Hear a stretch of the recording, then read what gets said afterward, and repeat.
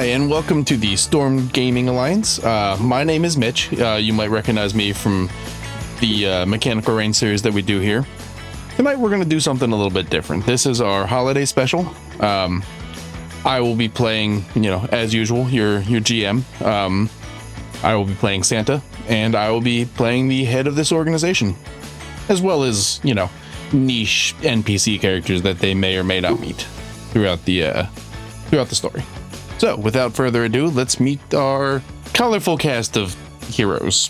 Hi, my name is Connor. I will be playing Kieran, the Kalishtar monk.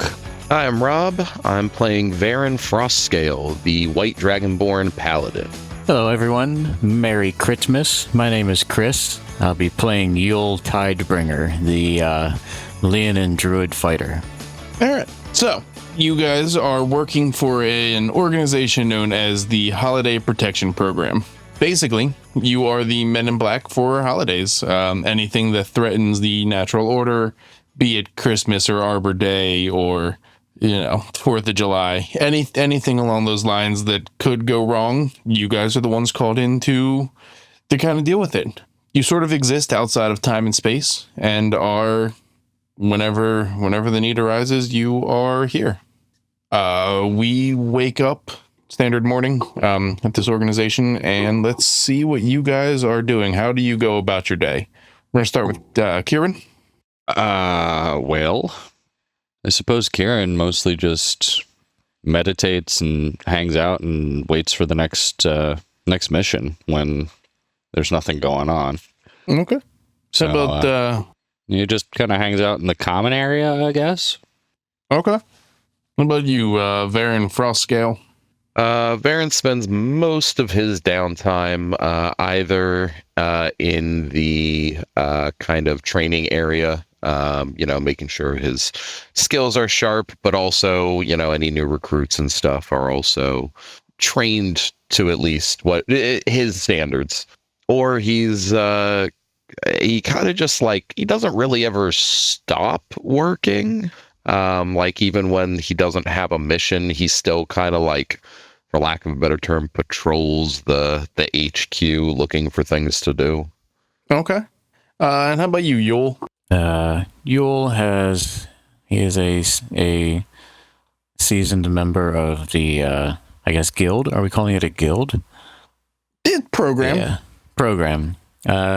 He's rounding up to around 60 years old, so he kind of has his routine. Every day he'll wake up, and as long as nothing is pressing, which he checks first thing in the morning, he will go down and check on the new recruits and make sure everything is under control there. They're getting their training up and right, and he is also one of the teachers in the program. He has quite some seniority in this area, so that is his downtime.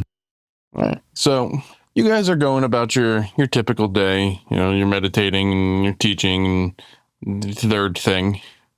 And a couple hours after you guys wake up, still before lunch, but after you guys wake up, over the intercom, you hear, "Attention, all senior members, please report to Mission Briefing Room B." That would be Kieran, Varen, and Yule. You guys got a job. Varen immediately starts heading towards the briefing room. All right. And yeah, Karen will also head to briefing room B. Well, by St. Nick's beard, I wasn't expecting a job this soon, and I'll head down as well. So as you guys are kind of converging there, you see a very flustered secretary just gathering her notes and leaving, clearly upset that she wasn't allowed to do the announcements to call you guys together. So as you enter, you see your boss, a gruff, bearded, grizzled kind of man, sitting at his desk, sipping a hot chocolate, stirring it with a candy cane. If it isn't my best recruits, how are you three doing this fine morning? Holly and or jolly, sir. Excellent. That's what I like to hear. And Yule, have you been you've been keeping up with the youngsters here? You doing all right? Oh yes, we've been whipping them into shape. I gotta say, they're keeping me on my toes though. The age is catching up on me. It's catching up to all of us, son. It's catching up to all of us. And how about you, Kieran? Have you reached Enlightenment yet? I'm still here, aren't I? Yes, but So the answer would be no. Well, it But could I'm working still be on it. yes. Okay, that's fine. Well, I'm gonna be frank with you. It's the big one, boys. Somebody has kidnapped Santa on his first mission. It is up to you guys to kind of figure out where he has been taken to, who has put forth this dastardly plan. I mean, who would want to ruin Christmas? It's Christmas, for crying out loud. Do you think the Grinch could be behind this? No. Last time I saw him, he was still in medical bay from that weird heart issue he was having. Yeah, fair. Did Krampus get out of jail yet? No, this would have been before his time. This is genuinely Santa Claus's first night. This is the night that he becomes Santa. Slave elves. Yeah, indeed. All right. Well, where do we have a last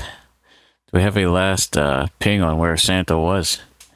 From what we can tell, there might have been a break-in at his workshop up in the North Pole. That is the best news that I can, or that is the most up-to-date information that I can give you until we get some boots on the ground. And frankly, your snow boots are they're looking a little dry and clean there. So let's get them dirty. I agree. It's time we got some fresh powder on these babies. Absolutely. If you guys want to swing by the armory, you can grab anything you need. You are authorized to go full tactical. Just don't go blitzing in on anything too dangerous there without checking your corners and whatnot. Roger that, sir. All right. And with that, he kind of ushers you guys out, and you hear him shout for more marshmallows as you guys are leaving. So then, gents, to the armory, yes? Yeah, I guess it's time to suit Sounds up. correct. Well, After you. yeah, we'll head down to the armory. I'm gonna pick up a whole bunch of like wooden candy cane decorations that are sharpened to a point as my 5 javelins. Okay. So you guys head down to the armory, and behind the counter, all you see sticking up is a very pointy hat. Hat or something attached. I kind of like lean over the counter a little bit. Looking up at you is a very round-eyed Christmas elf in a bright green tunic, the red and white striped socks. He's got the hat on, the buckle shoes, all of it. Well, Bartholomew. I didn't see you under there. well, yeah. I mean, I'm always here. I'm always underfoot somewhere. These guys, they really don't make things for people my height, which is weird because I do all of the armoring around here. You think there'd be a level of inclusiveness, but yeah, it is what it is. I know. And the other guys, the night shift team, they always steal the ladder that I bring in here, and I'm tired of it. Really roast your chestnuts. I get it. Yeah. See, thank you. You have no idea how appreciative I am of this. What brings you 3 in here? And I didn't hear any active duty alarms going off. Looks like we picked up a special assignment. Oh, anything fun? I don't It's classified. Sorry, Fun buddy. is the correct word, but we do have carte blanche to the armory. Ooh, so it's got to be something big. What's going on, Kieran? What's going on, buddy? We have a mission. Okay. Very helpful. If you needed to know, you would. It's kind of okay. You'll help me out here. What are we doing? Yul leans in and gets right next to his ear, and he's like, "Hey, the big boss is missing on his first night." Criminy, you don't mean Santa, do you? Keep your voice down. I don't think we want to let this out just yet, but yeah. So he went missing right before he even got up into the first night. That's horrible. Kids all over the world will be sad and they'll cry. Who wants to ruin Christmas? Do you guys have any leads? We have nothing so far. We have to go up and see for ourselves before we can make any assessments. Well, this isn't officially in the armory, but Big Red's been good to me and my kind. Why don't the three of you take this? And he hands each of you a packet that just reads Cocoa, use in case of emergency. Gee, Bart, shouldn't have. Oh, Will, trust me. You'll need it one of these days. I'm just sure of it. Would I know what he handed me? No, you don't have the slightest idea. Okay. All right. Like you recognize it as being like a packet of hot chocolate, but that is as far as you get. Okay. I'll take it. Thanks, buddy. You're a pal. Well, if you guys need access to the armory, let's go. And you kind of see him like hop up onto the counter, and then he like lifts by a rope the like divide so you guys can walk through the counter. And he ushers you guys into the armory. All right, I think we'll have the I feel like this is like the stereotypical like Batman suiting up scene. Yeah, pretty much. Think of it like that scene from the first Matrix movie.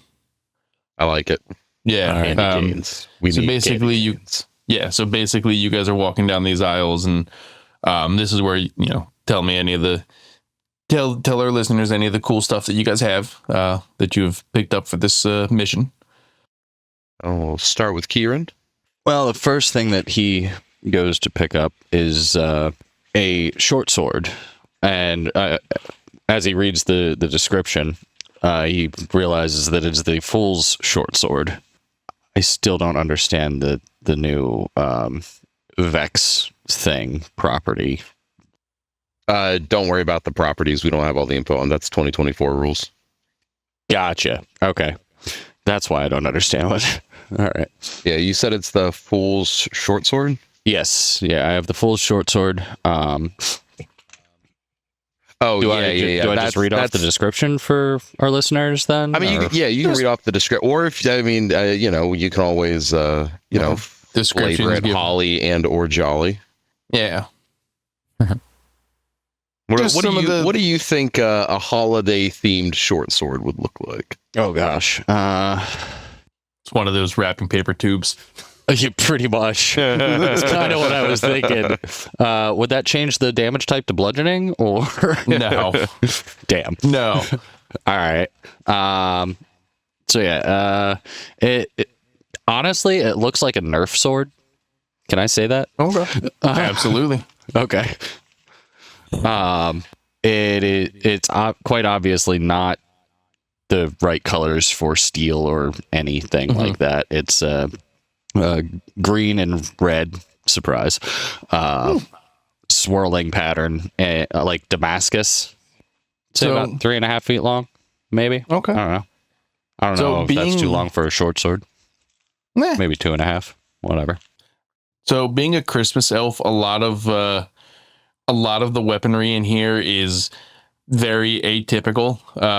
Like it doesn't look like what it should look like. Some of it looks like toys or decorations. The Warhammer looks like a squeaky hammer. Yeah. Okay. Just that is the kind of magic that Bartholomew works up here. How about you, Varen? What are you grabbing? So you see Varen, much like most of the time, I guess a lot of the missions that he takes on are of the Christmas variety. You see dons a set of plate armor that kind of has like all the cogs and gears like a grandfather clock. You see he puts on his he actually dons his holy symbol as opposed to having it hang from his belt, which just has kind of like this like shield, almost like coat of arms type seal, with two reindeers prancing off either side. Picks up this fairly large warhammer. As Varen is about 8'2". So he picks up this warhammer that looks like a steel rod with a giant peppermint on the end. I love it. I very much do. Of course, you know, he has a shield strapped to his back, which is in the shape of a miniature toboggan. And you see him throw, like I said earlier, the candy cane style javelins, and then he pulls down a set of goggles that kind of like light up almost like green Christmas lights when he puts them on. So for those at home, he is donning the Amulet of the Devout, the Clockwork Plate, obviously a Warhammer, and the Goggles of Night. Beautiful. And let's bring us down to Yule. Yule? All right. What kind of fun toys are you grabbing from my workshop? Yule has his own little spot picked out where he kind of keeps all his stuff on hand already. So he kind of just walks over to his little nook that he has in the corner, and he is going to grab it. It looks like a candy cane that's hooked, like how a normal candy cane looks, but it's like cut off at the bottom. That is going to be his moon sickle +2. For the audience, if they want to look that up later. He also has it's a candy cane. It's just a staff, but it permanently has like little like pine tree sprigs on it that are also kind of covered in ice. This is his Staff of the Woodlands. Okay. And then his armor is this big, it's white and red dragon scale mail.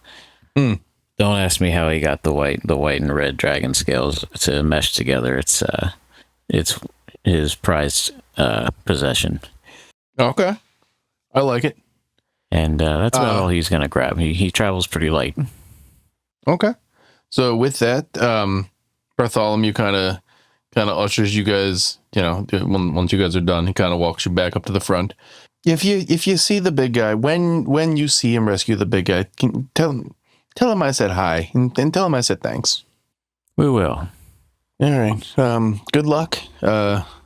Godspeed, and good. Go kick some Christmas goose. We will. Thank you. Thank you for the words. It's nice to see you again. Yeah, you too, buddy. You too. So with that, you guys kind of head to the. It's just known as the room. It's just one little old lady sitting outside. Oh, boys, where are we going today? Santa's workshop. You got a time frame? Christmas Eve, the first one. Ooh, that's the big one. Okay. Stand back. Let me juice up. And you see her kind of like, she stands up, and she is short. She's like 5'2". She's very round. Yeah. She's wearing like a tracksuit kind of thing. And she kind of stretches to the one side and does a couple of hip lunges, and she cracks her knuckles. And, she puts her hands on the door, and, she just kind of chants, and dash away all. And you see the door kind of light up, and you hear the sound of like church bells and Christmas music and whatnot on the other side. Now, boys, ready to dance? Yep, I say we take a sleigh ride. All right, let's go. Well, good luck, guys. Good luck. And she opens the door, and you guys step into this swirling void. Oh boy! And after a very dizzying couple of minutes, you guys find yourself standing outside the gates of Santa's workshop. All right. And at this point, I have launched the map, so you guys can kind of take a look and see what you're looking at here. Oh. As you can tell, the gates have been like broken down. There are some scorch marks in the area. The signs of a struggle. There's a broken sleigh. Not the sleigh, but there's like a we're running errands kind of sleigh. Over here, I'm just gonna ping the map real quick. Does everybody have it up? Yep. Yeah. Okay. So we got the main gate. Over here appears to be Santa's residence, like the main house there. There's a barn over here. This here would be the main workshop. And this just seems to be some sort of outbuilding, you can't really tell from where you're standing. As well as, there's wood piles and all typical stuff you would find on a farm in the winter. That's where the things are located. You got a couple of options to go to first. What's your game plan? I think I'll kind of look towards Yule and be like, well, I mean, we've all been at this for a bit, but you have a little more seasoned eyes when it comes to the workshop. So, what do you suggest? I think we should. Hang on. Is it out in the open? Like, are there 3 different buildings? Like I'm seeing on the map here, or? Yes. Okay. Remember, Santa's house, barn, off, miscellaneous outbuilding, workshop over here. All right. I think, well, we should stick together for now to make sure nobody else is here, I think, because whoever took Santa must have been pretty powerful to take the jolly old man, So I say we move towards the workshop first. If there's nothing in the workshop, we spread out to the other 3 buildings. I like it. Makes sense to me. Stay Take frosty, the lead. boys. Yeah, you beat me to it. Love it. And yeah, I'll fall in tow behind Yule, and we'll head over. I guess we'll head over to the workshop. Yeah, beautiful. And I'll follow up behind Varen. I'm gonna need you guys to go ahead and roll initiative, please. Remember, add 5 to whatever you roll. Okay. Because you guys are, within my aura. All right. I'll go at 19. I've got I guess it would be a 27. Jesus. What's the plus 5? And yeah, I'll say, and I got a 21. Okay. Why did none of that add? So we're just re-rolling. Yes, please. Oh, that's Okay. significantly worse. That's an 11 There we for go. me now. Hey, Now that's we're better going. for me. 23. Yeah. So I'd be at 22. So I'm not worried about the initiative order right this second. If and when you guys end up in combat, that'll come into effect then. But for now, you guys enter the compound. Enter Santa's lab. It is his home. Is it dark? Is it daylight? It is outside. On the outside of this wall, it is night. There are thousands of stars up in the sky. There seems to be no light coming from the compound itself. Okay. You're on top of you're on top of a mountain. You're up in the middle of nowhere. There's not a sound to be heard other than the wind and the snow falling around you. So it's a pretty silent night. That's what you're saying. Exactly. Okay. All right. I'm just making sure. No lights. No lights. Not even Christmas lights. Not even Christmas lights on the outside of the wall. Holy Hanukkah. All right. Well, I guess we'll make our way in, gentlemen. Yeah. Might as well. Right. So, as soon as you guys cross through the gates, it is a bright sunny day. There's a light snow falling.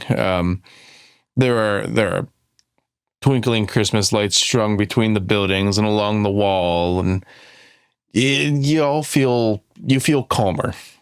Just surrounded by happiness and joy, and everything feels just great.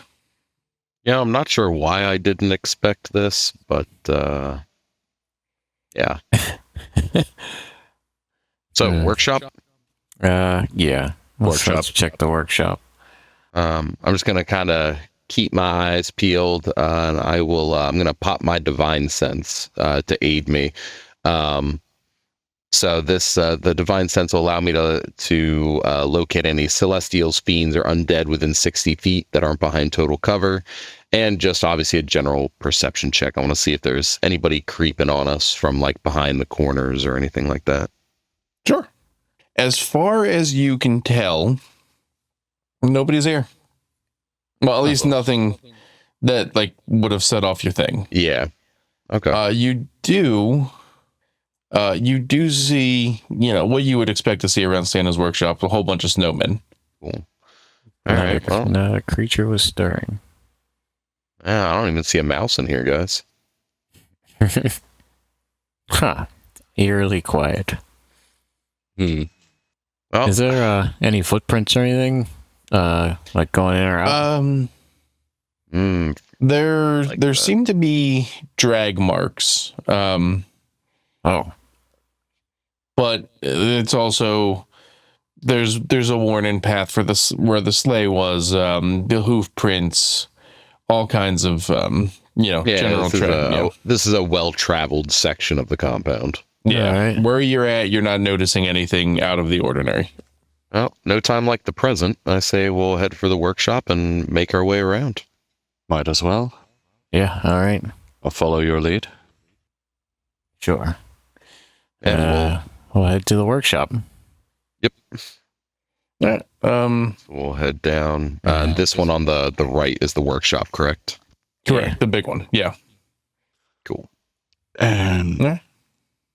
as we're walking up to it, Kieran will pull out his short bow from the exquisite quiver and string it, Okay. just in case. Okay. Yeah. Yule is also going to pull out his... What did I just click on? I don't Yeah, think I was move my supposed to snowman. touch that. You moved my snowman. I'm sorry. I was trying to move the map. Did that snowman just move? My God. My bad. I'll be honest, Oh. I did not even notice it there until I clicked on it. Proud of All you. right. So, yeah, I guess we'll head up the steps towards the main entrance. Okay. Yeah. So as you guys kind of go up the steps here, you don't see anybody watching you, but you kind of feel like there are eyes on you. But Dude, just as soon as you kind of get that sixth sense, it's gone just as fast. Strange. Interesting. Yule's going to yell out, anyone home? Rudolph? Dasher? Santa? There Backup reindeer Fred? there doesn't seem to be any answer. There does seem to be sound and commotion coming from inside the warehouse, though. I'd like to sneak up to the door and put my ear against the door. Yeah. I'm not See if good I at sneaking. I will stay back here. Neither Sure. am I. But How about you roll perception? sure. How about a 19? Cool. So pressing your Very ear nice. to the door, you hear the distinct sound of jingle bells playing. He's going to look back at the other two and he's just going to like mouth, it's Jingle Bells, the song. And then Oh, motion for them boy. to come up. Go up and... All right, so do we just want to, like, try to go in slow, or... Yeah, I mean, it's his workshop. It might just be a toy. That's Could be. true. Yeah, let's open the door. We'll open the door slow. I'll have my Yule's gonna draw his staff and sickle just in case. Yeah, I'll Yeah. grab my hammer and shield. So, as you guys open this door, you notice that the inside is significantly larger than you would expect based on the outside of this building. And running around very frantically, there are elves assembling toys and loading and wrapping gifts and loading them into a sleigh in the back. Oh, this was jollier than I had prepared myself for. As somebody takes notice of you, a younger Bartholomew kind of runs up to you with a clipboard. Can I help you guys? We're a little busy right now, and the big guy's preparing for his first run here. What's going on? You guys don't take this the wrong way, but you don't look like you're in the union. No. We're in an offshoot division. We need to speak to the big man before he takes off. No, you and me both, man. I wish I could point you in the right direction. Nobody's seen him in hours. Last time we saw him, he was preparing in the house. He was donning this frankly garish and ridiculous costume, in my opinion. But sticks in the mind. Yeah, it'll be good to not be. Yeah. Merchandising and whatnot. What was ridiculous about his costume? It was this bright red and white furry ensemble with these just coal black boots, and honestly, it did nothing to hide the rosiness of this man's cheeks. And don't even get me started on how the fur just amplified the bushiness of this man's beard. Yep. Hugged all the wrong angles, so that way when he laughed, it jiggled like a bowl full of Jello. Yeah, exactly. I mean, I was thinking like a bowl full of nitroglycerin, but that's just my opinion. Well, to each their own. I'm not going to question your practices. All right. Well, I guess we'll check the house quick just to make sure he hasn't. I'd hate for anything to happen, so we're just going to check around a bit, see if we can find him for you. Did you guys build snowmen before you came in here? We thought. Nope. You did. So at really turn around and at about this point, all of the snowmen have seemed to have moved closer. Now, holy holly, here we go. Well, so it begins. I guess we'll have to deck the halls with snow. Exactly. So damn it, you beat me to it. We are going to start with Kieran. The snowmen on the outside seem to be closing in. Well, this is problematic. Varen, you got left, I'll get right. Yep, sure, yeah. And I'll go over to here and take some attacks. I said I had my bow out, didn't I? Yes, you did. That was dumb. All right. Well, holding my bow in one hand, I am going to, because I'm a monk, just punch. Okay. I'm going to punch number 5. Okay. First. And I will use my Draconic Strike feature to make this damage fire. Okay. That is a 26 to hit. That'll hit. And that will be 9 points of fire damage. Awesome. So this, you make contact and you sink your hand directly into this thing's head. And it just kind of sizzles around you, and as you pull your hand back, you pull back a slightly cooked carrot. But the head, can I bite it with a free action? I'll allow it. All right, I'll use my free action to bite the slightly cooked carrot. Yeah, tasty. So the hole that you made kind of closes, but his head seems smaller. You definitely felt that. Yeah, and like you see the coal of his eyes kind of shift, and he gets angry eyebrows. I see. Well, you weren't fond of that, were you? Well, you're going to be less fond of this. And for my second attack, I will use my Breath of the Dragon feature to exhale a 20-foot cone of fire. We love to see it. I need dexterity saves from number 5 and number 3, please. Not gonna lie, these things are snowmen. They're not super dexterous. I didn't think they would be.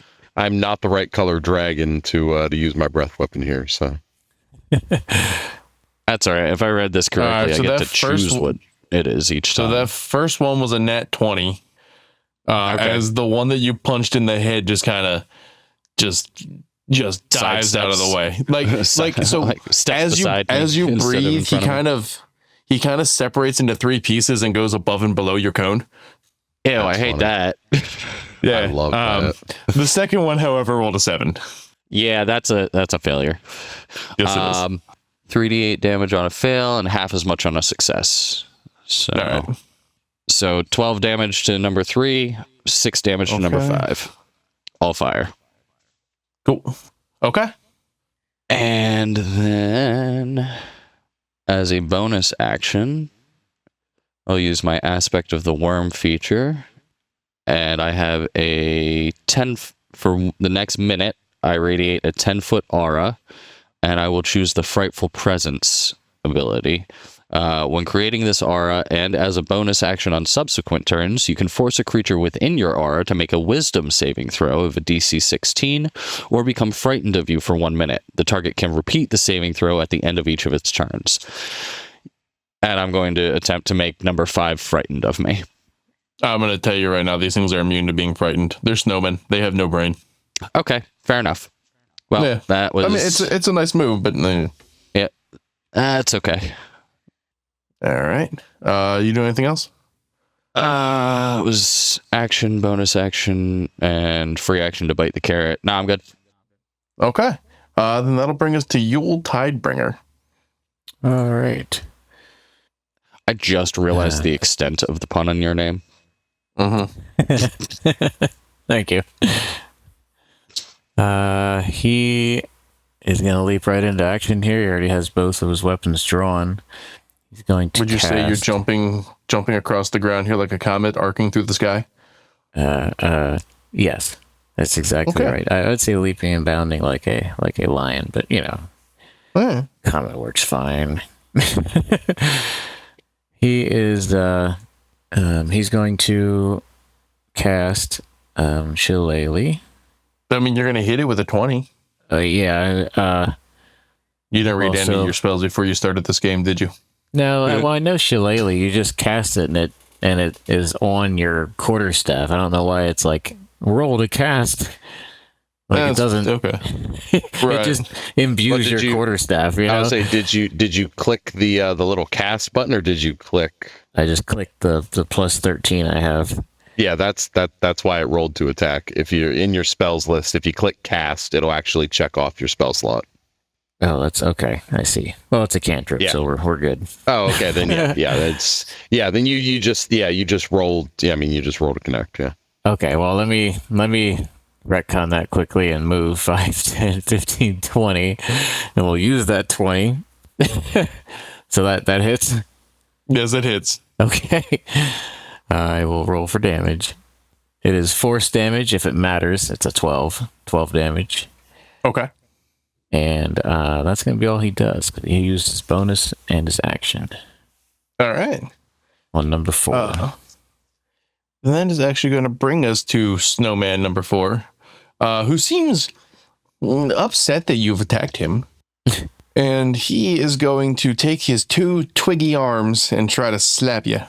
All right. That is going to be a 19 plus 25. Wow. Yeah, that'll hit. Okay. So his first slap is going to be 7, 8, 9, 10, 11 points of regular, and then 5 points of cold. All right. So 16 points total. All right. That cold is halved, luckily. Sweet. So we'll take that to 3.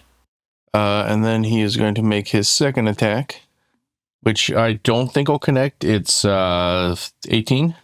18 meets it, beats it. Oh, all right. I didn't think I was going to hit you with that. Yep. And just slapping you with the other stick arm.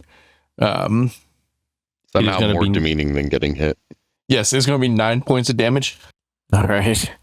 And then, 6 points of cold damage. So half to 3. Yep. All right.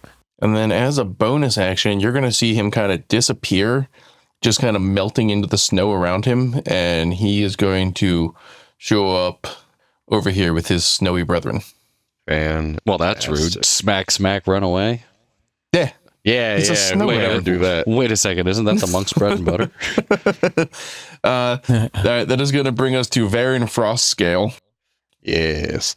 So we're gonna go ahead and we're gonna try to do a little bit of damage to a few things.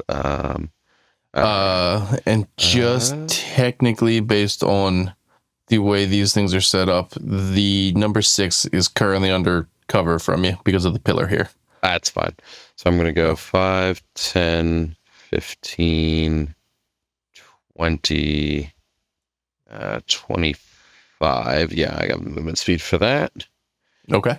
And then you're going to see he's going to kind of like take like a little crouch position, spin his hammer, and he is going to kind of like launch off, and it ends up being like super fast, much like a bolt of lightning, but this one is like instead of like a swirling bolt of like rolling bolt of lightning, it's like a spinning peppermint. Okay. With like red and white trail leading off him, and you'll watch as he teleports through all of these to the last guy, which will allow me to make attacks against all of them as I use flash step slash. Okay. Yep. If you pass within 5 feet or through a creature space while moving in this way, you make a melee attack against it with advantage. Okay. So actually, hang on. If I'm back here, it'd be 5, 10, 15, 20, 25. Yeah, I'd have to stop there. So on number 7, that is an 18 to connect. That'll connect. These things have an AC of 12. Fantastic. And that'll be 9 points of damage. Okay. Oh, plus, hang on, because I think there's some kind of force damage that goes along with this. Give me 1 second.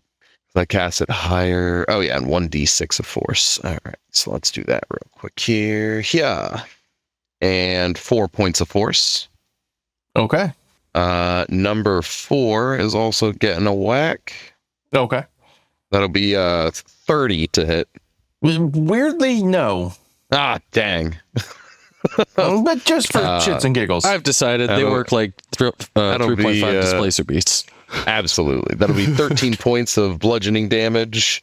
And, max 6 points of force. Okay. And then number 6 will get the final bludgeoning. Oh, that rolled from a 20. It's another 30 to connect. Okay. And that'll be 15 points of bludgeoning. Okay. From a 20, that's a 30 to connect. Jesus. And 2 points of force. Okay. And then, because I should have done this beforehand, but I kind of completely forgot to do so. No, you know what? I will leave that the way it is. I am good to go. So at this point, 4 and 7 are just like snowman heads. Gonna roll over and bite my ankles. Yeah. That then brings us to number 7, who is going to sink into the ground and then pop up on the other side here. And he is going to, I guess he's going to try to poke you with his carrot. Sounds good. Also, don't like that. Tough. But I'm on the carnivore diet. 20, not nat. That will miss. I'm sorry, 21? Meets it, beats it. Okay, sorry. Yeah, it was a +6, not a +5. That's my bad. No, you're good. You were going to take 4 points of carrot damage. Oh, God. No. And I hate being harassed by vegans. And you get 4 points of cold damage as it kind of melts onto your toe. It'll be 2 since I am a frosty dragon. Beautiful. And it's second attack. Yes, the other stick. Also a 21. Yeah, Weird enough. it. And 7 plus 5. So 12? 12. 12 points of carrot damage. And 2 points of cold. I halved that for you. Fantastic. All right. Do my math better there. Oh, I forgot there was extra radiant damage on my attacks. I will remember for next time. Yeah. Forgot about improved divine smite. Right. Oh yeah, It's just always there now, isn't it? Yeah, I always forget about improved divine smite. Mm-hmm. I took the damage off of the wrong snowman. That makes more sense. That brings us to Snowman F, which is Snowman number 6, who is also over here with you. Oh boy, more stick. He is actually going to disappear. And he is going to show up behind Yule. And he is going to slap you. Rude. As he slaps you, his arm breaks on your armor. Bro. All right. Snap. Just a nat one. He's now been disarmed. I love it. He does, however, have the other twig. All right. It's not much better. It's a 10. Nope. He'll just He'll just kind of catch that one as well. Yeah. Glory, glory, what a hell way to die is all I imagine you is going through see- that snowman's head. Yeah, you see the snowman's eyes, his coal eyes get real big, like they're not taking up the majority of his snowman head. And then that will bring us to snowman letter E, and doing math here, that is 5. Who's going to try to slap Kieran? Ooh, I might actually slap you. Probably. My AC is 24. only 16. Oh yeah, 24. Ouch. All right, so you are going to take 4 plus 8 points regular, and then 2 points of cold, and then he is going to slap you with his other hand, or his other twig. But I don't think a 15 is going to hit you. That is correct. Cool. Anything higher then than he's- that, I'm just getting smacked. Then he is but- going to use his bonus action and kind of disappear into the snow, and he is going to show up over here next to Yule. Well, that's rude. And then that is going to bring us to Kieran. You have been slapped by a snowman that then just decided it wanted to go away. Did 3 not get to do anything? It did not decide to do anything. Oh, okay. Oh. Okay. That's odd. What? Nothing. Just wondering why not. Because it's up to something nefarious. Right. Well, I'm gonna go tackle it, and by tackle it, I mean walk up to it and punch. Cool. Actually, no, I'm not. I still have the bow in my other hand, so I'm just gonna shoot him Okay. with a +9. Does a 14 hit? 14 does. Fantastic. It will take 6 points of piercing and 5 points of radiant. So as you kind of shoot into this snowman, the snow around it kind of shakes off, and you are met with the corpse of an elf as it falls to the ground. Should we not be doing this, guys? Everybody else see that, right? You do know you managed to put your hand straight through the other one and did not find an elf? That is true. Do these things eat elves? All right. Well, I will go walk over and kind of stand straddling the elven corpse to get a clear. There's the absence of Santa causing elves to go berserk. Are they rebels without a clause? I think I might you need you to go saying sit in is- the corner. Are you For that saying one? that Yeah, since the that's- night that's Santa fair. went crazy? Yeah. God damn it. Everyone's asking, oh God, Santa, why? Boldly going where no snowman has gone before. The elves are freezing over. All right. Anyway, is that, you got anything else? Yeah, I will use my second attack on number 5, the one that I put my fist through and did not find an elf corpse. Okay. With a 15 to hit. Yeah. Alrighty. That is 7 piercing and 3 radiant. Cool. So you managed to shoot this snowman, and it kind of just explodes into a shard of snow, into like a shower of flurries. Just a puff. Yeah. Cool. Just call me Cupid. Just in the Saint nick of time. Yeah. Love it. And then what can I do on a bonus action? It's, I mean, you can Well, flurry of blows, you can patient defense. You can, Yeah, so that was 20 feet to get over there. I have 35 left. I guess I'll just run right up on 6. And again, putting my bow, just kind of holding it off to the side in one hand, just flurry of blows, tap, tap. Birch, please. Okay. And actually, it's tap, tap, tap at this level. I get Okay. 3 unarmed strikes. Okay. Slay what? Get right. With a natural 19, I think that'll hit. It will. This will also it's just all going to be fire. They're snowmen. Okay. Minimum damage 4 Okay. for the first one. Then natural 20. Yeah. Do we just roll it as it shows up in D&D Beyond? All right. Yep. Double dice. With 2 6s brings me a 15 on the crit. Awesome. Still up? Still up. All right. Oh, that was almost another nat 20. That'll hit.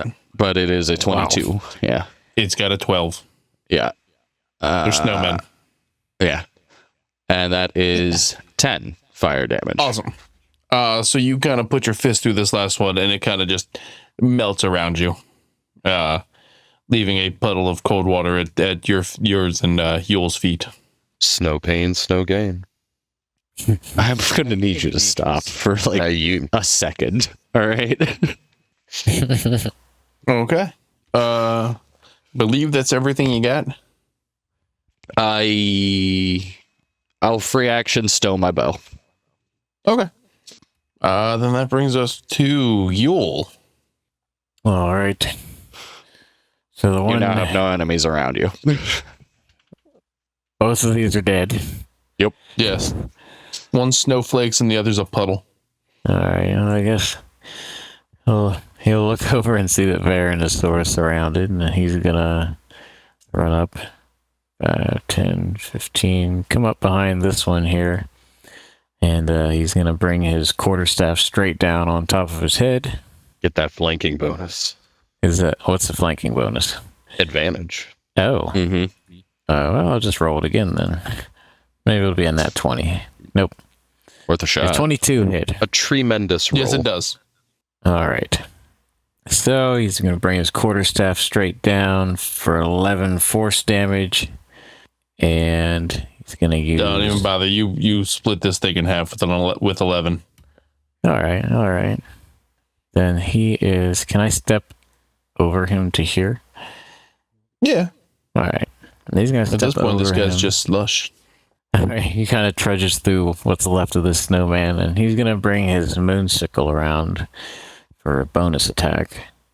Sure. And try to hook the snowman, like kind of right in the head. There's a 24 hit. Yes, it does. All right. Nope, he only doubled his AC. So 8 points of magical slashing right in the side of his head. And not dead yet. All right.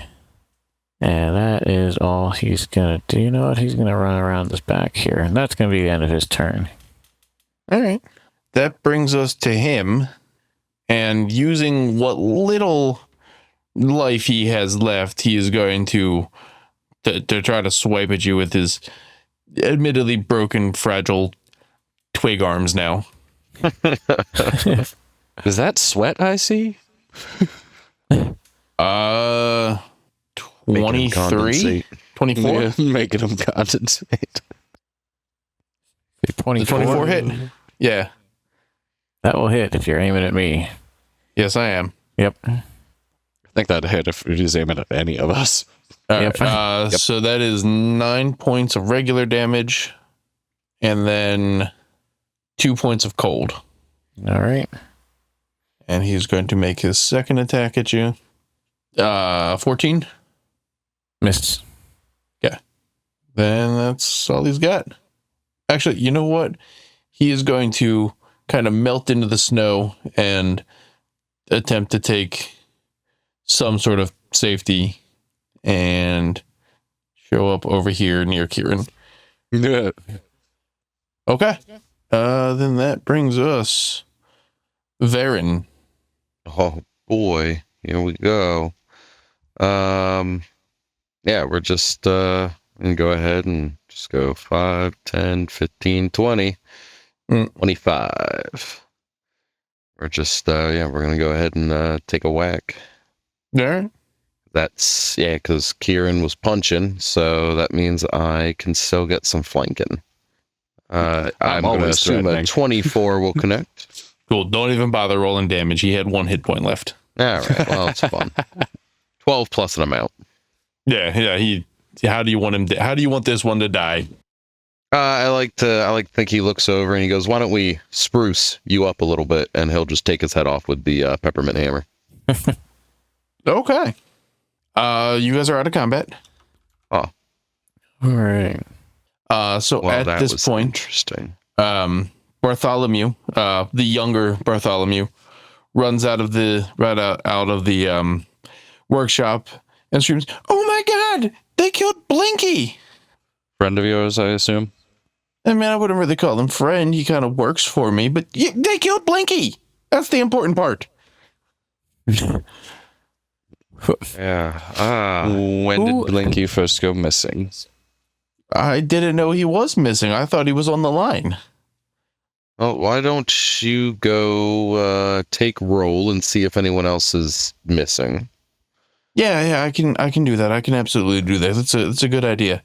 We're gonna go escort him? check around to see if there's anything else going on. That might not be a bad idea, Kieran. Very well. You guys should go say something to Mrs. Claus and see if the big guy's in the house there. He should know. Yeah. Yeah, we will. That's a good idea. Kieran, keep an eye on things while he takes roll. Certainly. Do you want to head to the house or do you want to check around and I'll head to the house? It's either way is fine with me. Why don't you head to the house and check on the old man and his wife, and I'll search the perimeter and see if there's any more of these snowmen lurking around. Sounds like a plan. And I'll start heading towards the Claus residence. Okay. And then that is this front building here. Okay. So yeah, I'll head over that way. Yeah. Yeah, you'll start making his way there we down go. here. Okay. So you are approaching this. You're approaching this outbuilding. We're going to start with Yule. Okay. Are you going in? You're going to look around the outside. He'll probably do a perimeter sweep of the building. Okay. Make sure none of these snowmen or weird creatures are posted up, and then he'll enter the building if it's all clear. Yeah. The building itself seems clear. All right. Then what'd you say this building was again? So this is just a generic outbuilding from what you can tell from the outside. You're not sure what it would actually be holding until you get inside. Okay. Then yeah, he'll keep his weapons out, and he'll open the door slowly. Awesome. So as you enter this door, you are greeted by this absolutely beautiful two beautiful runners, hand carved bright red wooden sleigh. It is ringed with holly. There's two wreaths. There's one on either side. There are lights wrapped around it. The seats are cushioned leather. And there's a giant sack in the back. Whoa, this thing's gorgeous. Yeah, you know right away this is the sleigh. All right. Is there any room to sneak by? Is there anything in here? Anything else? Yeah, it's just housing the sleigh. This is just the garage. Okay. You will note the whole room kind of smells like cinnamon. But that's about all you got on here, without like rolling a perception check or anything along those lines, Okay. or investigation. Okay. Yeah. I'd like to take a look around inside the building just to make sure, because he feels like if anyone was going to jump Santa, it'd be when he's trying to get into his sleigh. Uh-huh. It's secluded. It's a good spot for an ambush. So he wants to look around more thoroughly and see if anything or anyone's in here. Sure. You go ahead, roll investigation, then we'll see what you come up with. Oof. All right. How about a 9? So it's fairly obvious once you actually get inside. What you thought was a buildup of snow along like the front doors to let the sleigh out.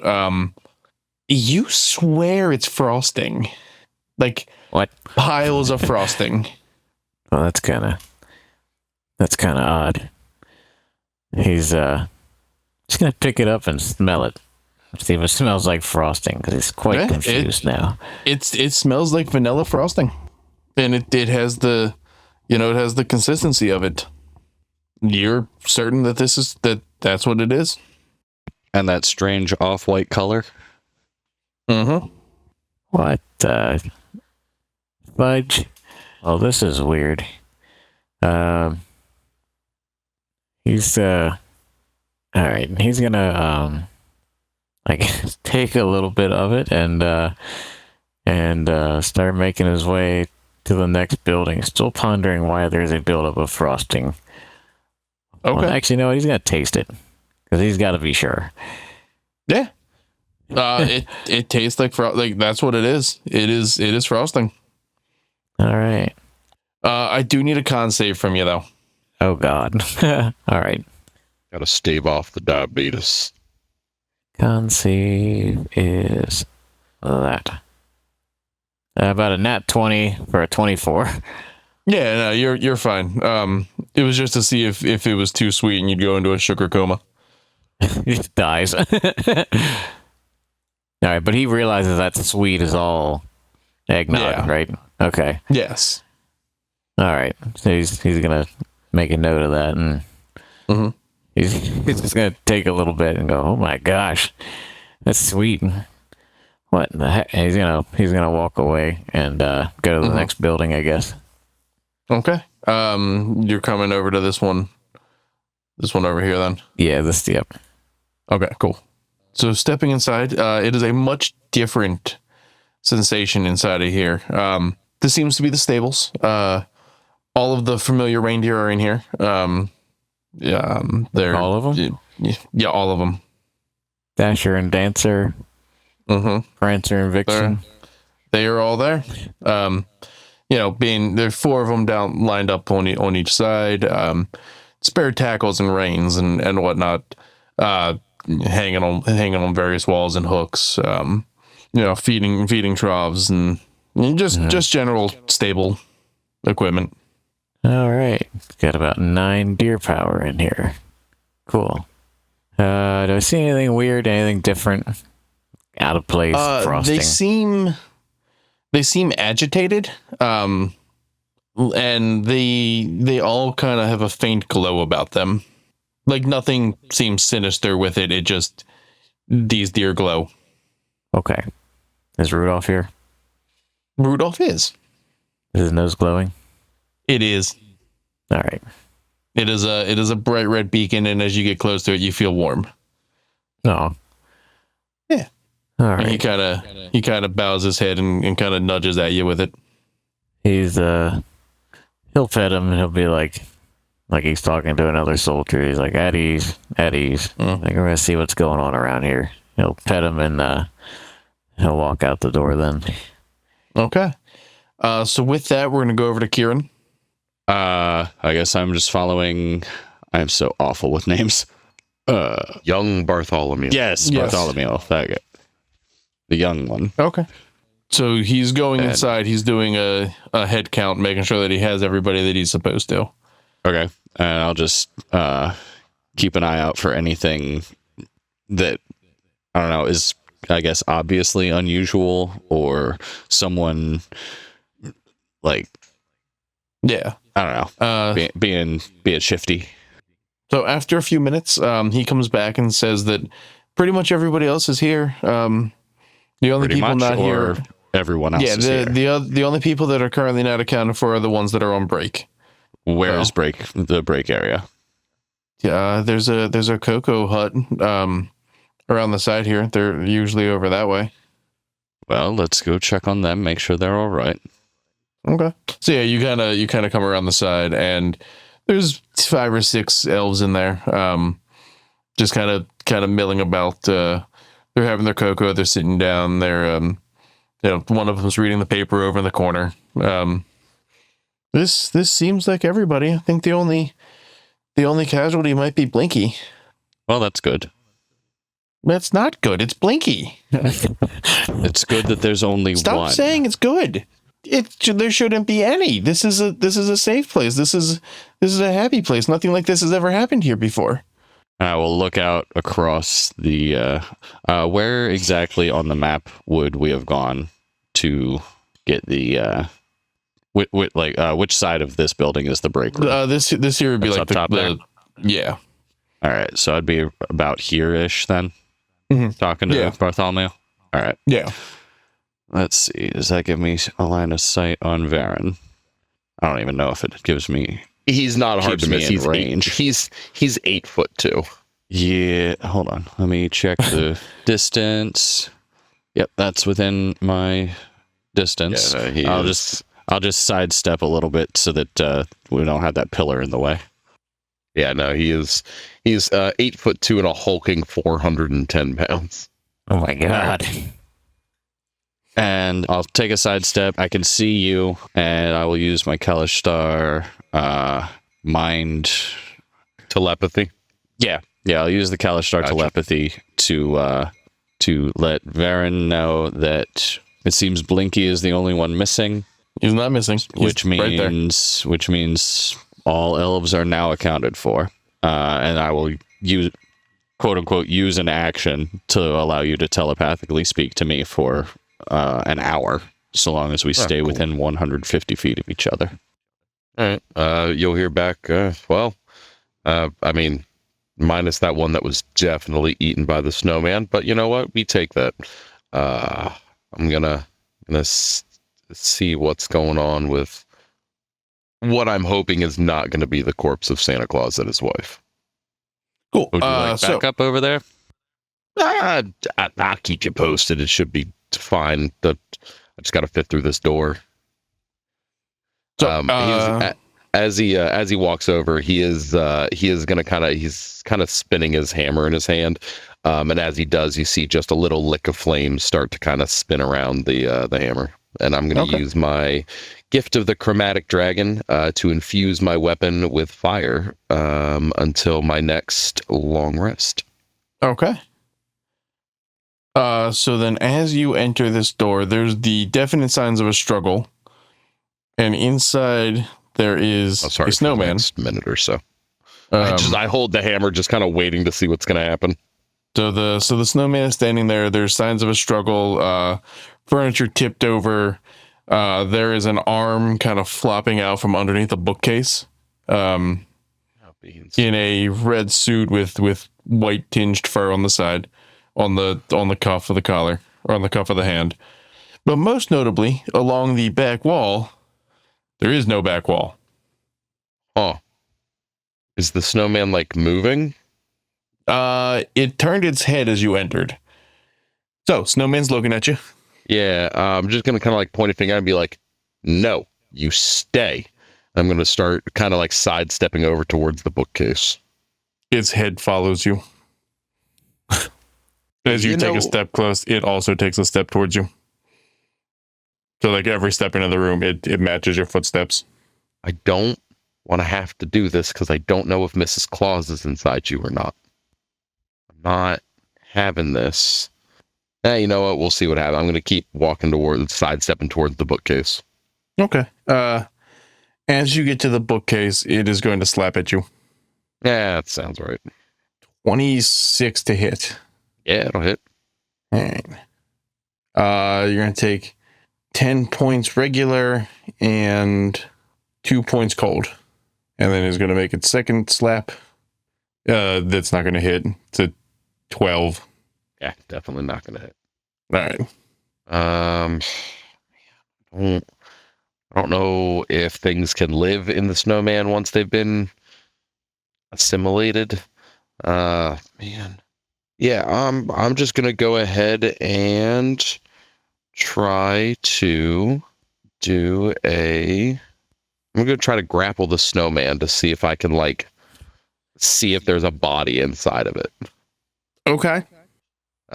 So let's. Yeah, he rolled a 5 minus 2 for his to fight your grapple. So yeah. Yeah, I mean, even at a natural 1, I can't even roll that low. Yeah. I mean, for the sake of it, I'll roll a strength check. Oh, good. That's a 10. Yeah, it feels like a snowman. All right. I'm going to use the hammer to kind of I'm going to I have the hammer in my hand while I'm grappling this thing. So I'm going to try to just kind of melt away the snow. And I really just don't want to murder Mrs. Claus.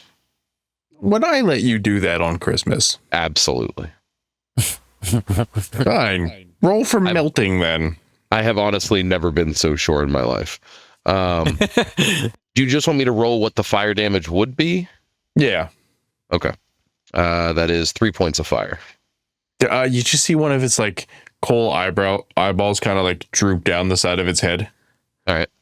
I will. Do you want me to roll like the full attack damage, or since I'm okay? All right. So yeah, I give it a go. It's everything I do hits. I actually, except for a natural one, I literally can't miss these things. It's a 14. Cool. Yeah, for 11 regular and 3 fire. Cool. So at that point, like the head would completely melt away, and you don't see a body inside it. Oh. Comedically though, its nose and eyes are now sticking out of like the top of the snowball that would make up its torso.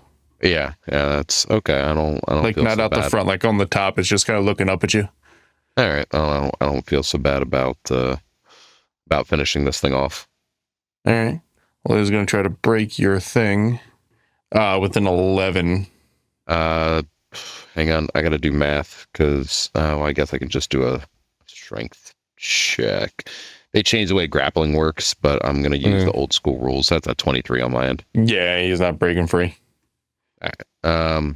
So yeah, I will. I'll finish him off real quick here. Oh wow! Okay. I rolled a natural 1 for 13. And you still kill him. You still hit him. Oh, whoops! I already clicked for my second. Whatever. Second attack. That's fine. Natty 1's a natty 1. That's 11 bludgeoning. Okay. 3 All right. fire. Cool. So you managed to just melt this thing into a puddle at your feet. All right. Cool. And then its coal eyes kind of floating around, just looking up at you. no, they're not. I'm gonna repress that and go over to the bookshelf. Okay. And I'm gonna lift that bookshelf off and see what's underneath. Okay. So you are met with this glob of white goo with an arm sticking out of it. Ugh. All right. I guess I'll grab the arm and pull. Sure. Give me a strength roll. Yeah, I'm not terrible at those. Do I have anything that... All right, new class, who dis? I gotta see if there's anything I have that changes my checks. I don't think there is. No. All right.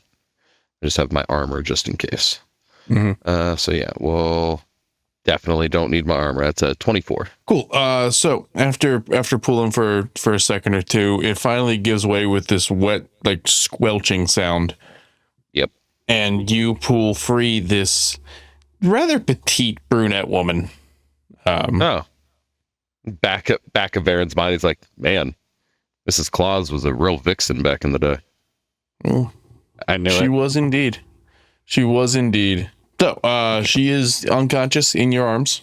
I will go ahead and use my Paladin's Lay on Hands, and I will give her. You don't need many, but I'll give her 5 hit points. You put hands on Mrs. Claus? Yeah, laying hands on Mrs. C. She does not revive. Interesting. Is she dead? No. All right. Then we will go ahead and utilize something else that I can do as soon as I scroll down to it. I will go ahead and use Cleansing Touch. I use an action to end one spell effect on myself or a creature that I can touch. Okay. See if that does anything. It doesn't seem to. Whatever she is being affected by is powerful magics. All right. Well, I'll contact Kieran and be like, hey, found Mrs. Claus, but she is unresponsive but alive. Any Stable? suggestions? I'm not exactly a doctor. I'm more of a battlefield medic, but Yep. breathing. But my standard options don't seem to be working. You got any clues? Well, I've heard tell of certain orders of monks that are able to send their spirit to the astral plane. Perhaps something similar? Their spirit is no longer there, but her body is still functioning as it should. If you could hear a light bulb through telepathy, then you definitely would be like, you think this would count as a moment when you know you'd need to use something? It's entirely possible, yes. All right, and he's gonna pull the cocoa out of one of his belt pouches and kind of read the package. Does it say I have to make the cocoa or just like pour it on in? Nope, you have to make the cocoa. All right. Is there a stove around here? There is. You're in the Claus's living quarters. Fantastic. I'll go over to the stove and I'll put I will go ahead and make the cocoa. Cool. So as as you're mixing the ingredients, the powder that came in the packaging, the little marshmallows, the milk and whatnot. A timer dings. Strange. You gonna look for it? Yeah, I guess. Cool. So the timer dings, and you notice that it is on like a very old school an old school oven. The built-in timer that's on one of those. Okay, yeah, I'll turn the timer off and assume that means the cocoa's ready. So the cocoa is done. You also start to smell sugar cookies. Oh, well, I'd hate for those to burn, so I'll take the sugar cookies out of the oven and then take the cocoa to Mrs. Claus. Yeah, there are 3 sugar cookies on this tray that had been baking. What a coinky dink, but we'll cover that later. So yeah. I'm gonna go nurse feed some hot cocoa to the mythical mama herself. So after a few minutes, her piercing blue eyes kind of open and she kind of looks up at you. You're Varen, right? Mrs. C, good to see you. Yeah, I knew you guys would come at some point. Hi. Seems hi. It's good to see you. Conscious. Yeah. Why am I sticky? I'm going to assume that I can also smell that sickly sweet vanilla frosting. Yes. Yeah. I'm assuming whatever took the big man secretes frosting. Well, I only know of one creature that can do that. Is it the Muffin Man? It's the dreaded gingerbread dragon. I was close. Wait, did you say my husband's missing? I mean, he's not in this room, and you don't have a back wall. And she kind of looks over. Oh, beans, that's where my fireplace was. Good news. I took the cookies out of the oven so they wouldn't burn. I was making cookies? I was making cookies. That's right. But you guys should have those. You know what? I will take them to my friends. Are you going to be okay? Do you need anything? I mean, obviously I know you need us to find your husband. Do you need anything else before I leave to do that? I'm not worried about me, young man. I am worried about the children of the world. You need to bring them peace and joy. All right, then. You help the kids. You save my husband. You put him into that sleigh, and you get him going. I think the reindeer are in the barn. Have Blinky help you out. He's always pretty good at with them. He wrangles them pretty regularly. All right, fair enough. Well, we'll find the big man and we'll get him back ASAP. Cool. And if it's not too much trouble, can you find me like a mason or a carpenter? Yeah, I definitely or like a blanket. Yeah, we can. I'll pull out of my pack my winter kind of like bedroll and sleeping supplies and be like, here, this should keep you very toasty. Oh, you're an angel. Close and enough. She kind of pats you on the cheek.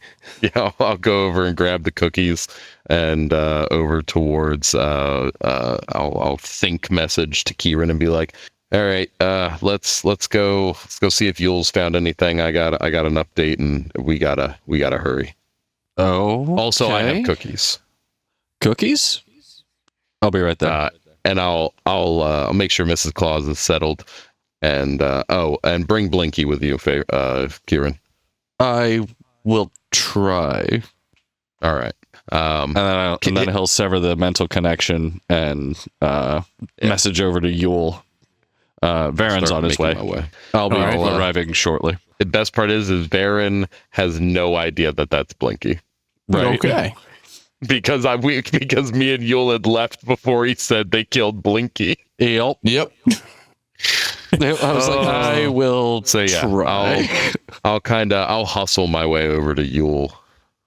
All right. Well, then let's touch back in with Kieran. You've been given instructions of a sort. Mm-hmm. Yep, I guess I'm gonna pick up the frozen, slightly thawed, I'm not sure, corpse. The consistency of a TV dinner? Before or after the microwave? During. Ugh. You fired him. That's worse. So half puddle, half brick. Got it. Yeah. Oh boy. Bartholomew, please go inside. You don't want to see what I have to do next. Oh, I'm not gonna like this. Sweet summer child, revert your eyes. Oh, mistletoe. All right, I'm going in. Mm-hmm. I will wait for the door to shut before I do anything with the body. Okay. Yeah, so he walks inside, he listens to you guys. Okay. Well, here goes nothing. And I attempt to scoop up the remains of this little elf TV dinner. So you pick up the elf. There's an arrow sticking out of his forehead, and there is like a gaping chest wound with a broken off piece of gingerbread in it. I am no medical man. I'm going to leave that there for someone more experienced to look at. Okay. So after... How much does this guy weigh?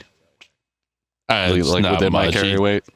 It's not. He's like a 40-pound elf. Okay.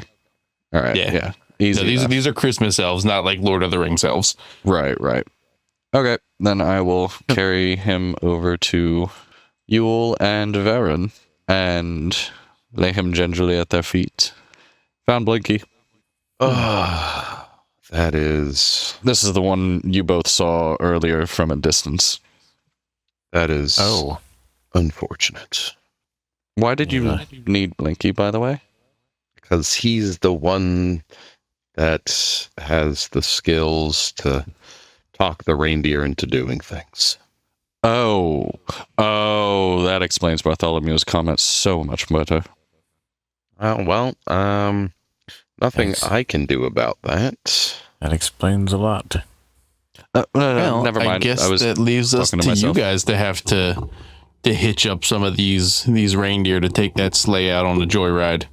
You're an animal lover of sorts, yes? Oh, yeah, I guess I'll go talk to him. All right, I'm going to drag the sleigh out of the barn. All right. Yeah, I'll go talk to these reindeer and see if I can, Varen, what's with the gingerbread in his chest? Any ideas?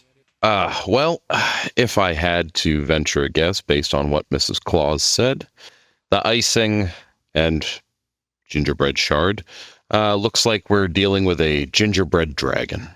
A what now? That's honestly about as self-explanatory as it can be. Didn't know such thing existed. It's a strange world out there, and we're just trying to make our way in it. So I'm gonna go manhandle a sleigh out of a barn, and you guys have fun convincing some reindeer to do things. All right, I'll try to sweet talk some deer, I guess. All right. Realistically, for the three, attempt to help him, I guess. Yeah. So realistically, for the three of you, you only need like a 50%. So you'll probably only need like 4 deer, because you're not going a ridiculously far distance. Like you're not circumnavigating the globe. All right. So why don't you give me that rousing Christmas speech? Oh God. Not it. I chose Yule because I'm pretty sure Yule can communicate with creatures. They're magic Christmas deer. They speak English. Oh. Wait, what? You said they speak English? Probably. Well, they're not going to respond in English, but like they'll understand what you're saying. That's all I was like, wait, what? Dear, I'm smart good. I'm still gonna cast Speak with Animals. Okay. I'll Yeah, I'll cast Speak with Animals, and I am going to walk into the hangar here. Not sure it's a hangar, but all right. I like the idea of a hangar. He's got a garage for his sleigh. It's a hangar for his jets. Anyway, Yeah, fair enough. so he walks in, arms folded behind his back. He says, "Listen up, my brave and noble reindeer. Santa Claus, your caretaker, has been kidnapped. Mrs. Claus was what? One of them just responds, "Huh?" Mrs. Claus was covered in icing. We think it is a gingerbread dragon. Ah. The time has come for us to call upon you to pull Santa's sled, but we need you to pull his sled with us at the reins, and we need you guys to help us save Santa from whatever has become of him. The sleigh is grounded right now, and there's no way that we can save Santa Claus without your help." Yeah, with that, you see all these reindeer. They're apprehensive, but they're all willing to step forward, pressing against the gates, so to speak. And right. you see from the back a bright red glow. All right. As he is, do they look like they're kind of getting ready, getting like riled up a bit? Yeah. These things they are willing to follow you to save Santa. All right. As he is kind of gathering their reins, he's gonna continue because he's a seasoned warrior. He knows what to do. He's gonna say, "Rudolph, let that nose of yours burn brighter than ever before. Santa Claus needs you, and Dasher and Dancer, and Prancer and Vixen. This is your time to show us why speed and grace have been your legacy. And Comet, Cupid, Donner and Blitzen, let the skies thunder with your power and light, and light up with your magic." So these guys kind of like fall into formation behind you, and you swear to God you see one of these deer salute. I love it. Just in it's Yule's time. head. That was oddly inspiring. It's time for us to save Christmas. And he's like walking out, like still hands clasped behind his back, reindeer in marching order. I absolutely love it. So yeah, so you bring these deer over to the barn, or over to the garage, as Varen is pulling the sleigh out, and you guys manage to hook them up, and you strap in for the ride of your lives. All right, guys, you may want to hang on. I might overdo it. Do you know how to operate one of these? Yep. You can insight that if you want. I absolutely will. That's a natural 20 for a 22. I'll give you a 10. That's a natural 3 for an 11. I don't think he knows how to fly a sleigh. I'm gonna like gingerly like just reach over and be like, "Here, buddy, I'll take those." Do you know how to fly a sleigh? I am proficient in space vehicles, which means I'm proficient in flying vehicles. Perfect. I'll allow it. That makes sense to me. Remember, you can if you'd like. Remember, Varen is everything Christmas. Yeah, he absolutely knows how to fly this thing. Okay, good. No, dude, right. I'll allow it. I'm all for it. Your reasoning is sound. I dig it. Well, hang on. They're pretty fired up. All right. Hold on to something. Yeah, no, I'll go ahead and I'll grip tight and I'll snap the reins and let's light this fuse. So, you manage to snap these reins, and these guys, they start off galloping, and you're getting uncomfortably close to the front wall. Oh yeah. With just barely any room to spare, you manage to take off, and like sparks fly as the bottom sleigh rungs just kind of graze off the top roof there. So you guys are up in the air, and you're flying for about an hour, and you are headed. Obviously, you're headed south if you're in the North Pole, into the crisp northern Canadian tundra. Where else would a gingerbread dragon be? Exactly. So you're headed into these dark woods where they've been spotted before. And you're getting closer and you smell cinnamon and whatnot. And it's at this time that you all remember you have cookies. Oh, yeah. I'll say I'll pass out the cookies and be like, right, Mrs. Claus gave these to us. Thank you. Oh, great. Yeah, I'll eat them. I'll eat one or two. Yeah, so I think we'll all. So you guys have your cookie, and it gives you the effect of a long rest. Oh, all right. Fantastic. That's amazing. All right. Just a moment. Nothing like cookies dusted with a little bit of magic.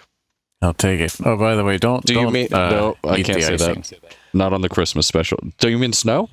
Sorry. No, don't eat any icing that was laying around. It's toxic. What, toxic? Yeah, the icing. Oh, I guess you didn't see the icing, did you? Nope. Well, they're I think the gingerbread dragon breathes icing as its breath weapon. Oh, fantastic. It's too Just like sweet Wilford for mortal Brimley. taste buds, as I have found out. Hmm? I said it is too sweet for mortal taste buds to bear. Ah, It's horrifically sweet. Oh, yeah. that sounds Speaking of, awful. if you find anyone unconscious due to gingerbread dragon icing, apparently that's what the cocoa's for. Oh, all right. Should we brew yes. some now then? Before we leave? We're Or already- You guys are already just in the air. or is just puffing with the powder enough? No. You have to make it, but I Snort the powder. plan. It's fine. Yeah, you can't dry scoop this stuff. All right. Well, That's I can make a unfortunate. fire.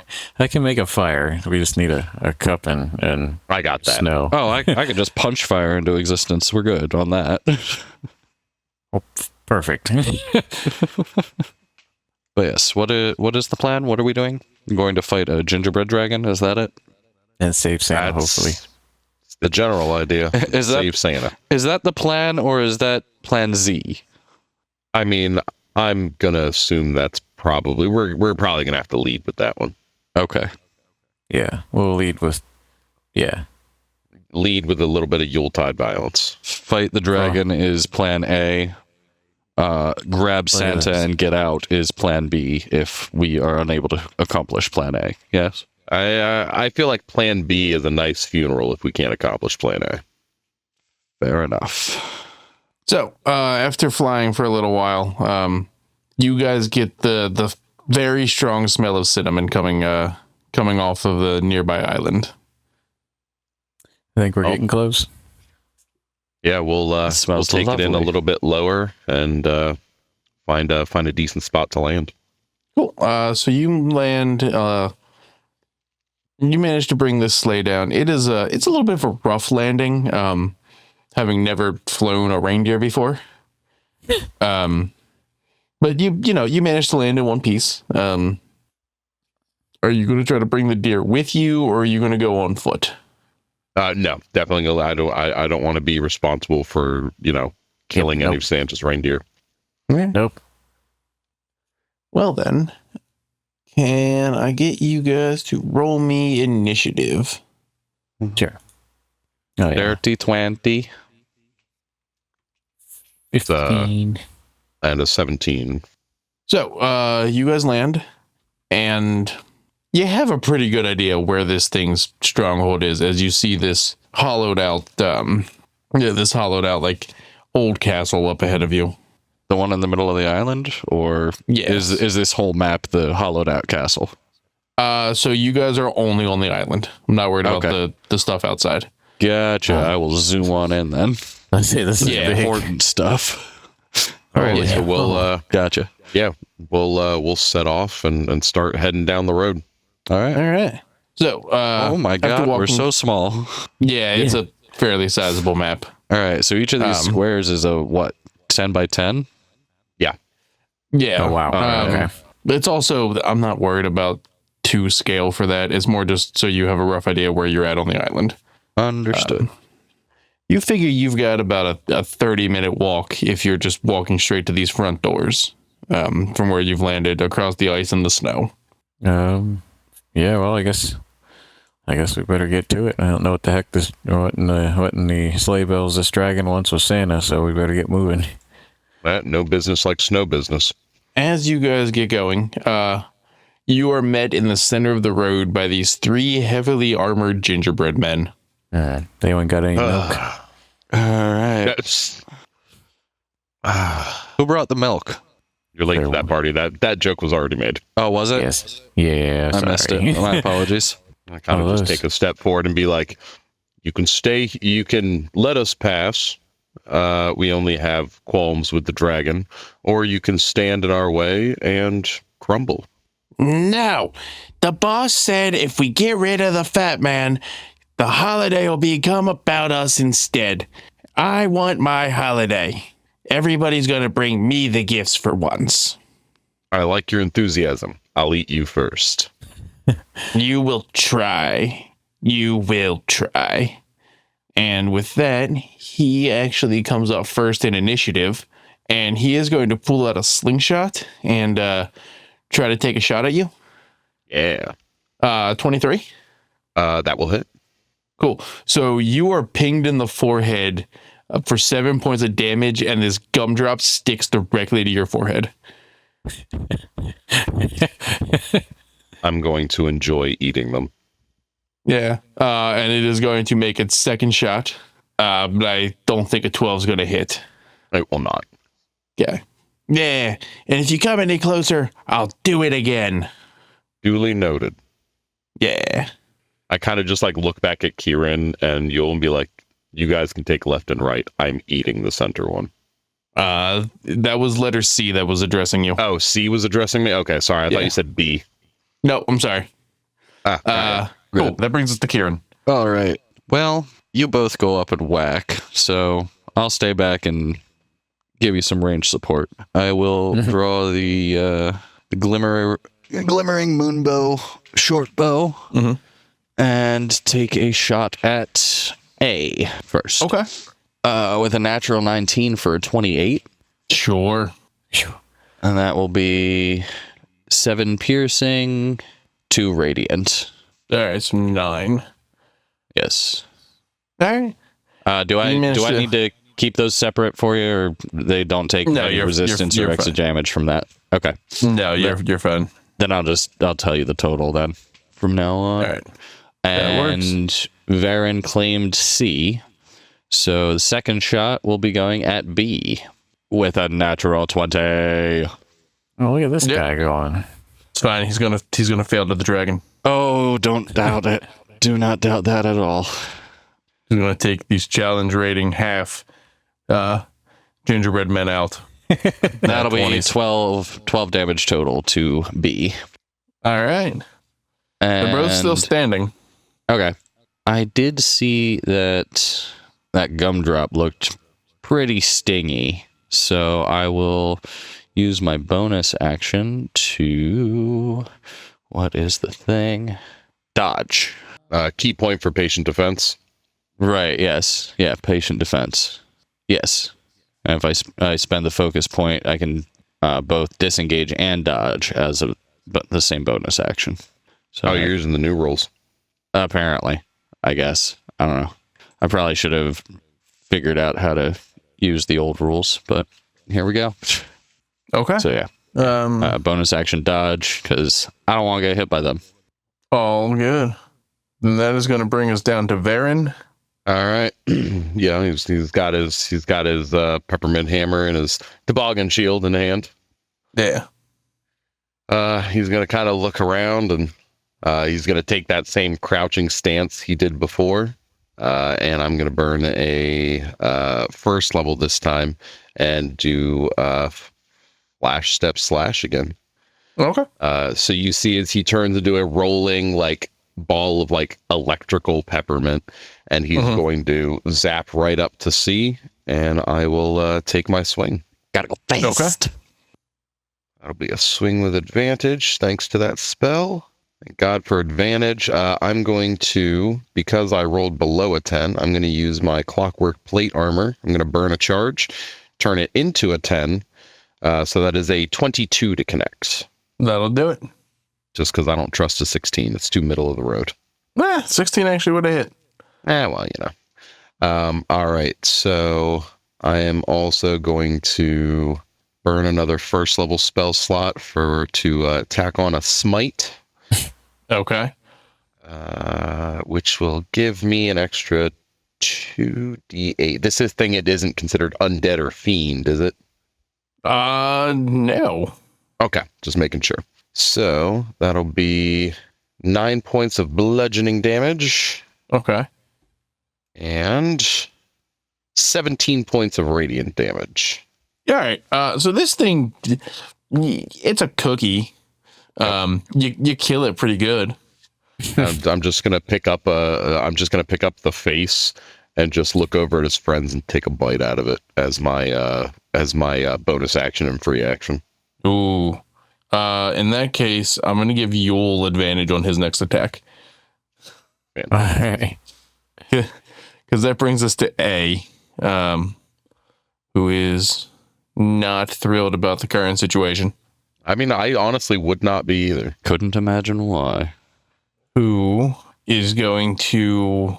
I'm sorry. It doesn't say that... Rob, you get 5 temporary hit points thanks to their feature of Oh my Sweet god, Victory. that's right, I ate the cookie. I completely forgot. So A is going to run up at Kieran, wielding a comically large fork, and is going to try to stab you in the kneecap with it. Disadvantage, please, and thank you. I just like the disproportionate fork. This is great. With disadvantage, 16. Meets it, beats it.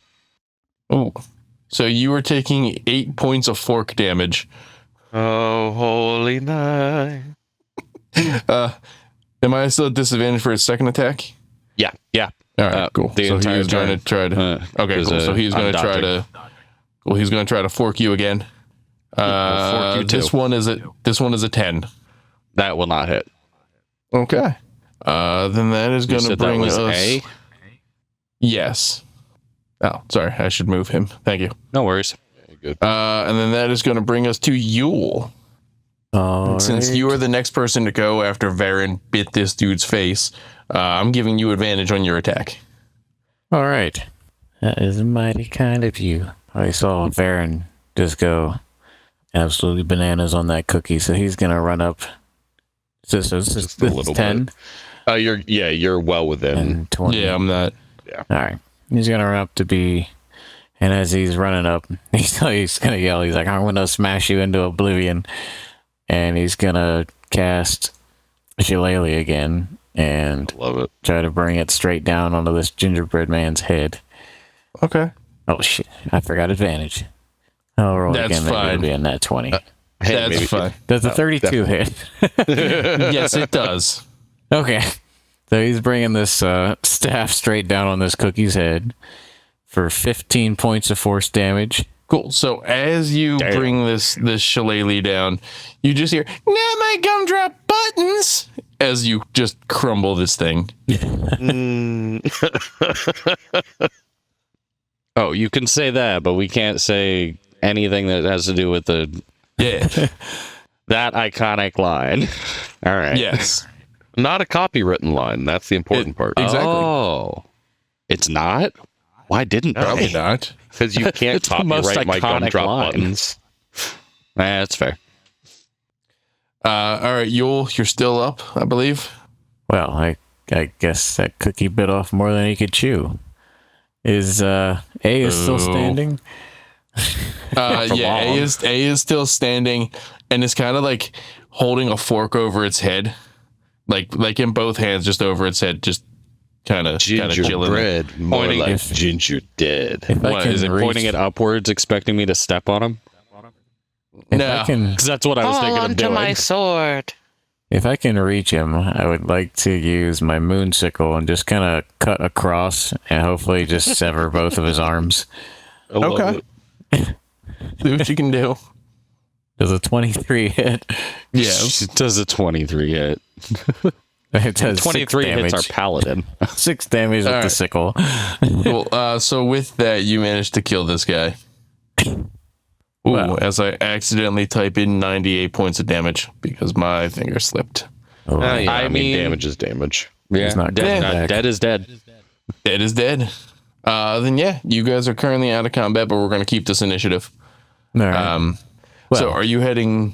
Sorry, go on. No, I was just going to say, well, gentlemen, Hey, I almost feel felt bad for really the guy. awesome after eating that cookie.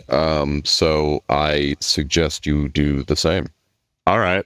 I'll pick up the cookie that's right in front of me, or like crumbs, I guess, or Yeah, whatever's just left, take a bite. and just munch. For anybody that eats the cookie, you get an extra 5 temporary HP. I'll do the same thing. Why not? Wow, that does taste nice. Yeah, that's what Thank I'm you, saying. Baron. Delicious. Yeah. I'm gonna Hope we pack run away. into more of these. I'm gonna pack away the rest of the cookie corpse for later. Oh no! All right. I don't care. We're It's tasty. gonna keep following the road here. Yep. All right. All right, gentlemen, regroup. We'll keep making our way up, I guess. We're just going upwards until GM says, "All right, you encounter something else." Yes. So, after a while, up on the ridge here, you see an absolutely massive snowman. Oh, good. Looking similar to the ones that you have, but it doesn't seem to be moving. Oh, that's not ominous. Do you think that's gonna be a problem? Could be. Yes. Yes, I do. Yeah. Do we want to take care of it now, or let it be a problem later?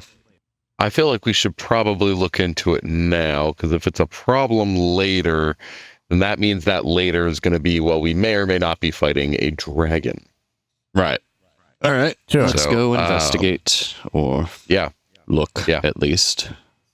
So yeah, we'll go up the hill towards the snowman. Cool. So the closer you guys get to this snowman, the more you realize that it is like 6 or 7 stories tall. Holy. That's If this thing comes to life, I'm leaving. the same. Christmas can fend for itself at that point. So upon getting all the way up to it, it doesn't seem to be alive. And the head kind of seems to be glowing. What? It's glowing, All right. but like it's rotating and glowing. Like the light Like a inside the head lighthouse? seems. Yeah. Like, Huh. like actually like a lighthouse. Like there's a beam that comes out of it, or it just glows and happens to spin. The beam is still inside of this thing's head. You, at best guess, somebody built a giant snowman around a lighthouse. Around the lighthouse. Okay. You know, I'm willing to let that one go, and I'm gonna start walking back towards the road. Right. I'm gonna follow the very heavily armored friend. All right. Yeah, we'll let it be. And we'll keep making our way towards what I assume is a lair of some kind. Yeah. Yeah. So after walking for the half hour or so, you kind of get to these front doors, or what's left of the front doors, and you hear he sounds festive. Huh. Like there's sound of joy and merriment inside of this stronghold. All right, are there like shut doors, or is it just like No, entrance it's ways? it's just open. All right, so I'm gonna take a step in and just kind of like peek into the room here.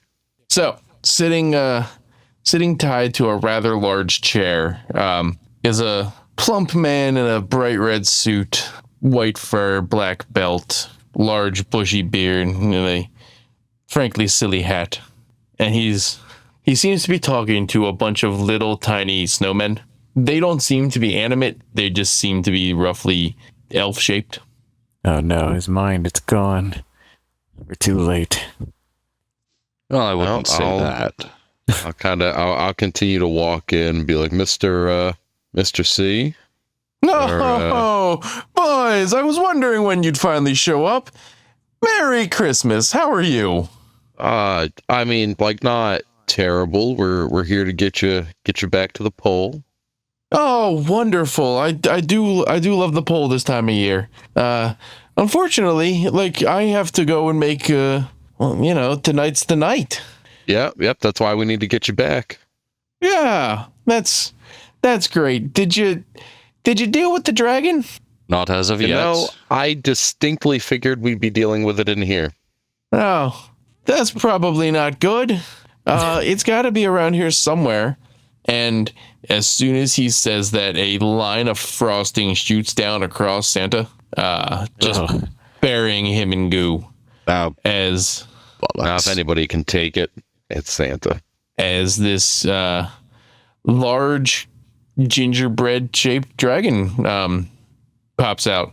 It is made of gingerbread. It has large wings. They're decorated in frosting. It's got, various candies making up its lines and patterns, gumdrop eyes, sharpened candy cane teeth. And he kind of lands on this pillar alongside you guys, looking down. This is my time. Santa had his chance, and we saw how happy the world became.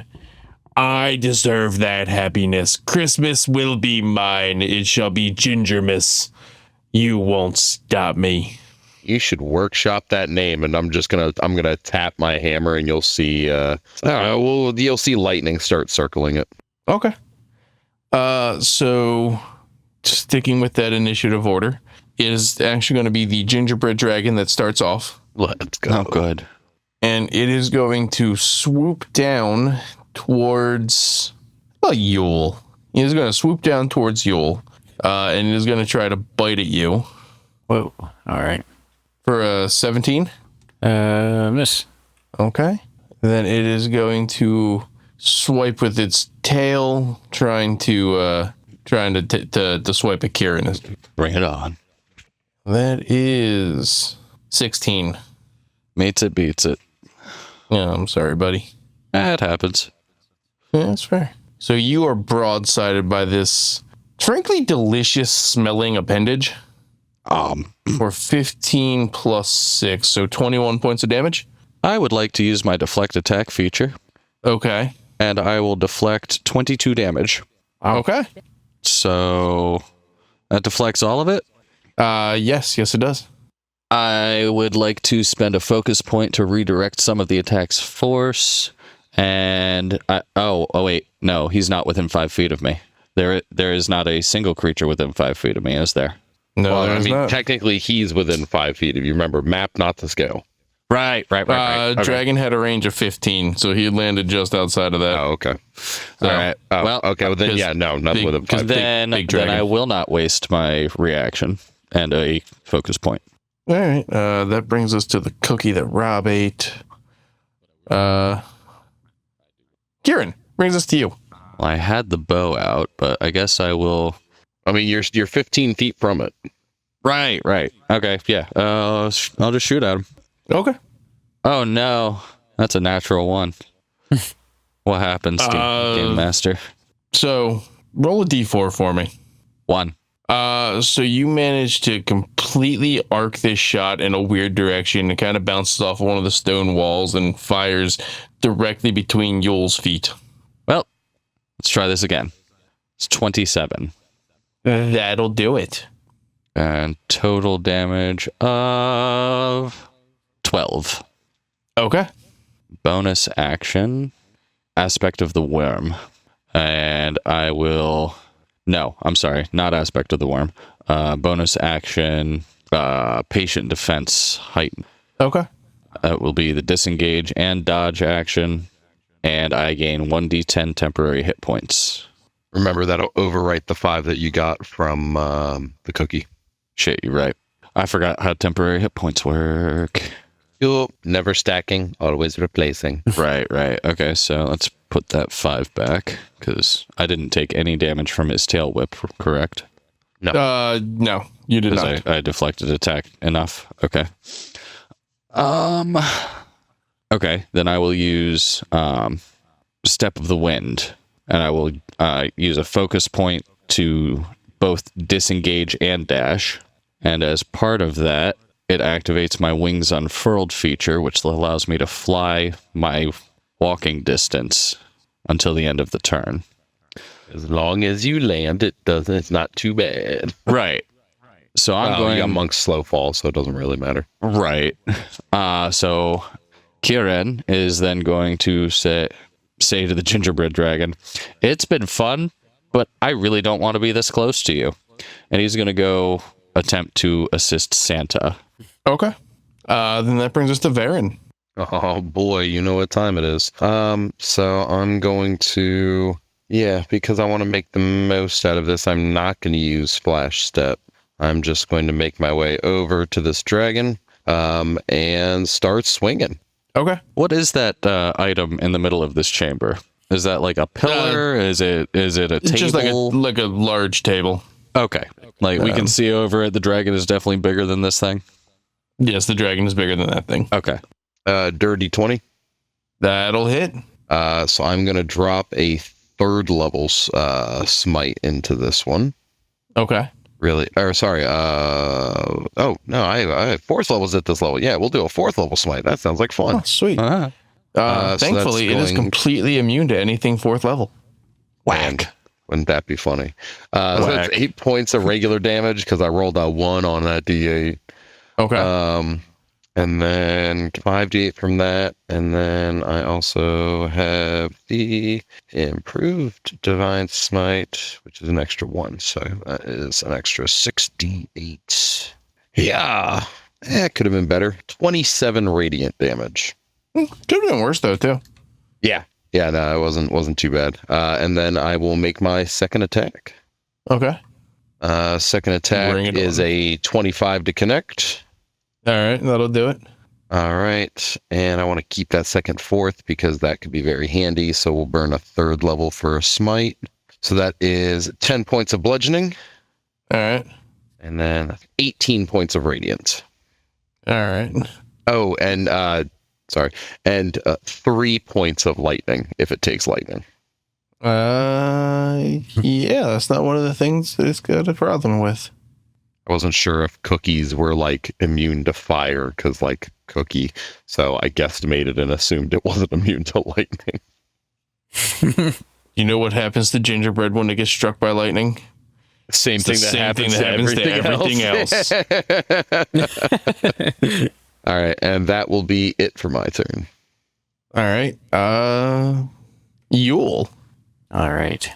I don't think I'd have to use this spell right away, but Shillelagh.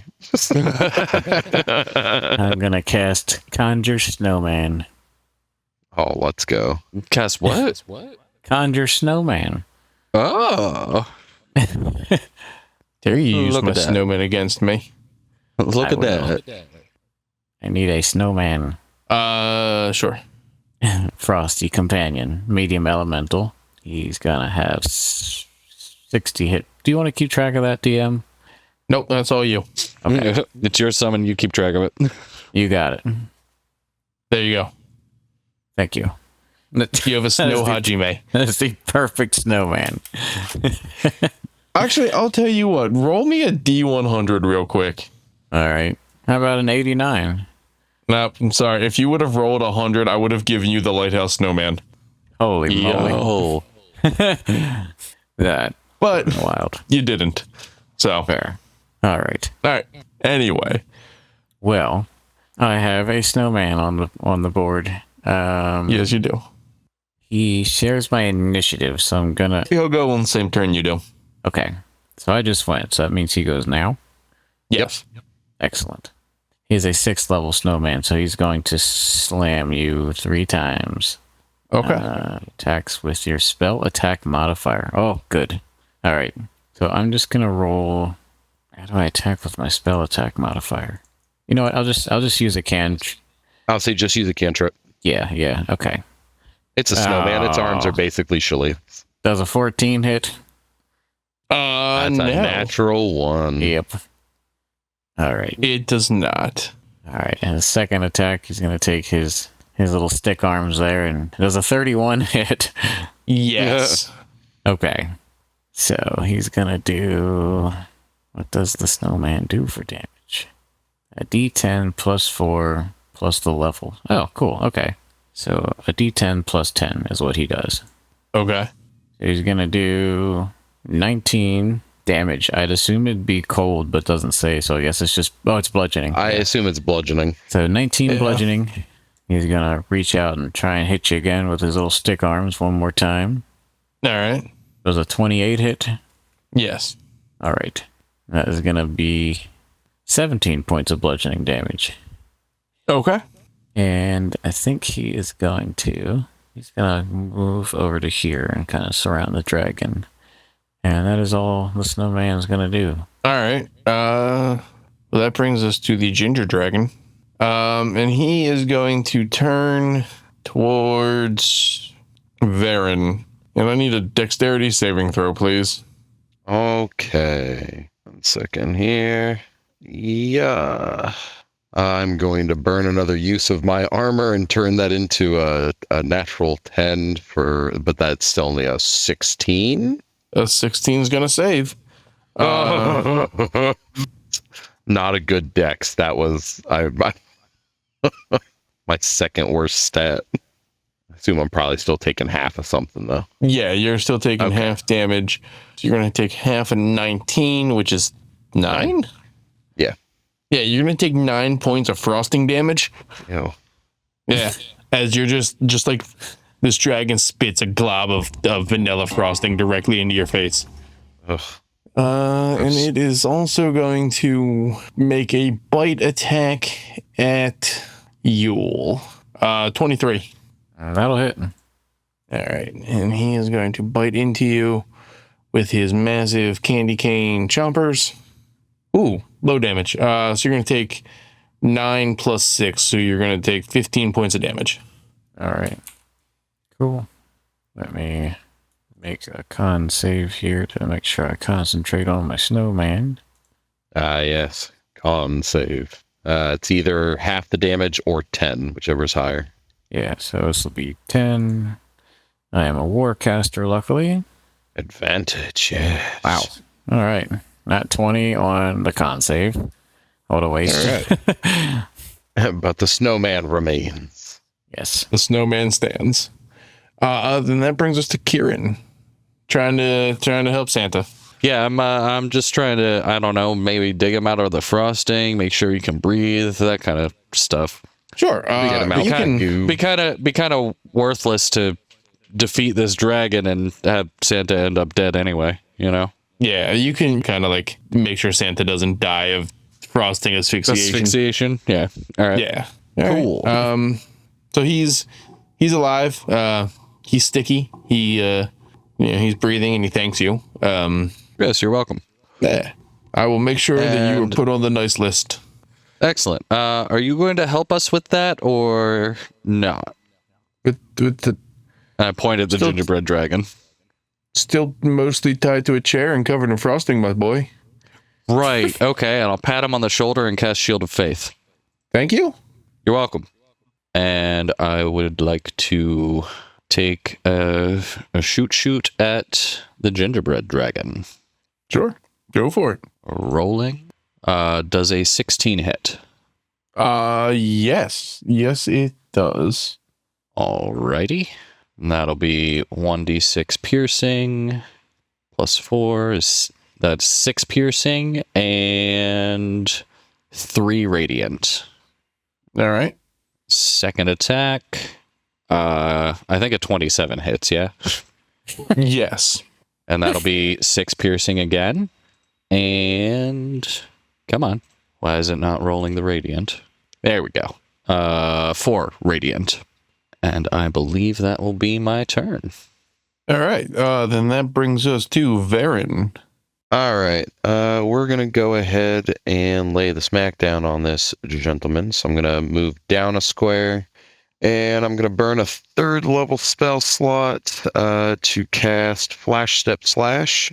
So you see as he, once again, the electrical, like peppermint colored energy, as he kind of like teleports like a bolt of lightning up to the gingerbread dragon.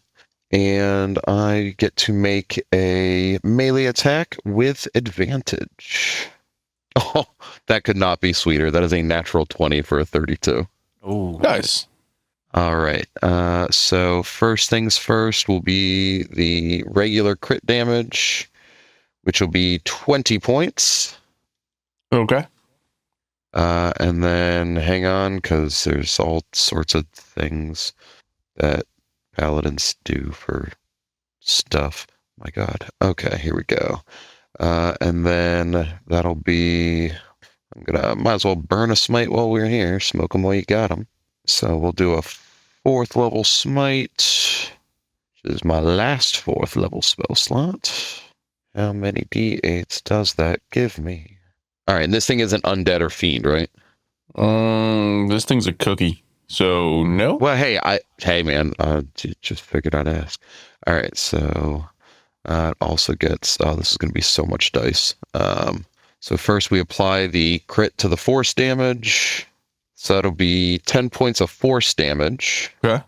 And then 1 for that, and then 2d8, 3d8, 4d8, 5d8, 6d8. Oh my god, this is a lot of d8s. Hang on. Crits on a paladin is hard, everybody. So a crit on a paladin smite is another 12d8. What the heck? I smited at 4th level, man. It's 6d8. Oh yeah, I guess you did. Yeah. Yeah, so that's going to be an additional 48 radiant damage. Okay. You toasted this cookie. Just a nice little bit of charm with gingerbread. A little crispy. And I don't think I can do anything as a bonus action. Nope, can't do anything as a bonus action. So that is all for me. Okay. Then that brings us to Yule. All right, Yule is going to. Actually, wait. Did we roll that the snowman goes on his turn? Goes directly after you. Oh, directly after. Okay. Yep, that's how summon things normally work. Okie doke. Yule is gonna. He sees the dragon surrounded, so he's gonna run up. He's gonna try to hit it with the staff of the woodlands. So he's gonna jump over here, surround him, and he's gonna try and get a good thwack off here. Sure. Thwack away. Thwacking. Yeah, thwack him off. My dice is glitching extremely slow for some reason. Gotta download more RAM. Does a 13 hit? It does not. All right. He is dual wielding, so he's going to try his second attack with the moon sickle. So he's going to swipe at his leg here if he can. Does a 23 hit? The 23 does hit. All right. So he's going to take a whole whopping 6 damage. Fair enough. And I'm going to stand there. And I helped. All right. That's all he's going to do. Your Snow Hajime. All right, nice. Snow Hajime here is going to. I somehow Snow like that Hajime. worse than Snow Hajime. Like that worse? Yeah. All right. What? He uses my spell attack modifier to hit. Yeah, whatever your spell attack bonus is. Oh, that's right. Okay. Yeah, his attacks are like you making a spell attack. Okay, I see. So he's got a multi-attack. So first we're gonna try a good old-fashioned slam attack Okay. with one of those little stick arms here. I don't know why these dice are rolling so slow. I apologize. It happens. Does a 21 hit? Yes, it does. All right. It is a D10 plus 4. So the Snow Hajime reaches out with his little stick arm and smacks him in the back of the leg here with. 6. It's 6 plus. Soon probably like 6 plus your 4 ability. Yeah. plus the spell's level. So it's 6 plus 8, so 14 damage. There you go. Nice. Yeah. And he's going to get a second attack off with his other little stick arm here. Okay. Frosty the Swole Man. Yeah. How about a 16? That meets it. So yes. Yep, you're good to go. 4 plus 4 plus 4. You get this 12 more stick damage. Stick damage. I love it. Yeah, stick it to him. Yeah. And that's all he's going to do. I'm killing you extra hard. I mean, He's it's gonna Christmas. Nobody dies at Christmas. Except you. Except for this guy. Yeah, hurt me, Daddy. Hurt me, Santa. Oh. No, you leave Santa out of this. You're on the naughty list now. What are you talking about? I cast Shield of Faith on him. Nope. I'm trying Not to after protect that. him. Not after that joke. Naughty list for life. That was above the table. Sure, it's nothing, Mrs. But Paul. below the belt. Oh. Ho, ho, ho. All right. Hey, now. You got anything else? Nope, that's all. Frosty Hajime is gonna do. He's just gonna stand there with his little coal black eyes and Awesome. stare at Well, the then, dragon. that is going to bring us to the ginger dragon. And you see it kind of flap its wings real hard and 2 pieces of gingerbread fly off. You Oh, know, look, friends. 2 new enemies have approached as those little gingerbread men kind of pop up where this thing lands. And they're going to position over here by Kieran and Santa. Oh no. And then for its action, he is going to turn the gingerbread dragon is going to turn and face somebody not Chris. Roll me a d4. Sure. 2. All right. So it's going to breathe its spicy cinnamon breath down at you, Chris. Oh no. I'm going to need a dex save. All right. I'm sorry, a constitution save. Con save. All right. No, I'm sorry. It is going to breathe. It is going to be a dex save Okay. because I read that wrong, and we are breathing frosting at you. All right. Oh, no. Sorry about that. Here comes a deck saves eventually. 8. No, that That's a was con the save. con. Yeah. I don't know what's going on with these dice. I don't know, man. I've got a 17. All right. That's not too bad. That's a very so respectable deck save. it is. So Yeah. you are going to save. So you're going to take half, but your speed is not halved. So that's good. Okay. Good. Half is 17. All right. So 8? 8? 8. Yeah. Frosting. Yeah. It's just this white sticky glob of goo hits you in the face. It's Not going the to be in your globagoo. it's going to be in your fur for weeks. My Not the diabetes. globagoo. And My My insulin. diabetes. it is then going to make a Diabetes. bonus action tail attack and try to hit the Epipharen. Yeah. And that is I want you to do it. that is a +10 to hit. All right. Mom, don't roll too low now. 18. That's going to miss. All right. Then that is all it Wow. has for its turn. Which brings us to the 2 new guys that he summoned. The first one is going to he's going to try to fork you, Connor. So his first You mean attack is probably Kieran? not. Yeah, I'm sorry, Kieran. So his first attack is going to be a 9. I don't think that hits. Does not. Second attack, 18. That hits. All right. So keep in mind these things are small. They come up to about your midsection here. So he's So forking me in the he- knee. So he brings down his fork directly into the top of your foot for 7 points of fork damage. Ow. Yeah, it was all but max damage on that. Ow. Damage. You'll be fine. Just got stabbed in the foot. With a fork. Yeah. I need those for kung fuing.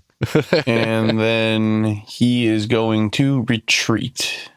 He's Watch the gonna face. I back will up. use my reaction for an opportunity attack and try to step on him. So he has an ability called "Can't Catch Me." I'm the gingerbread man.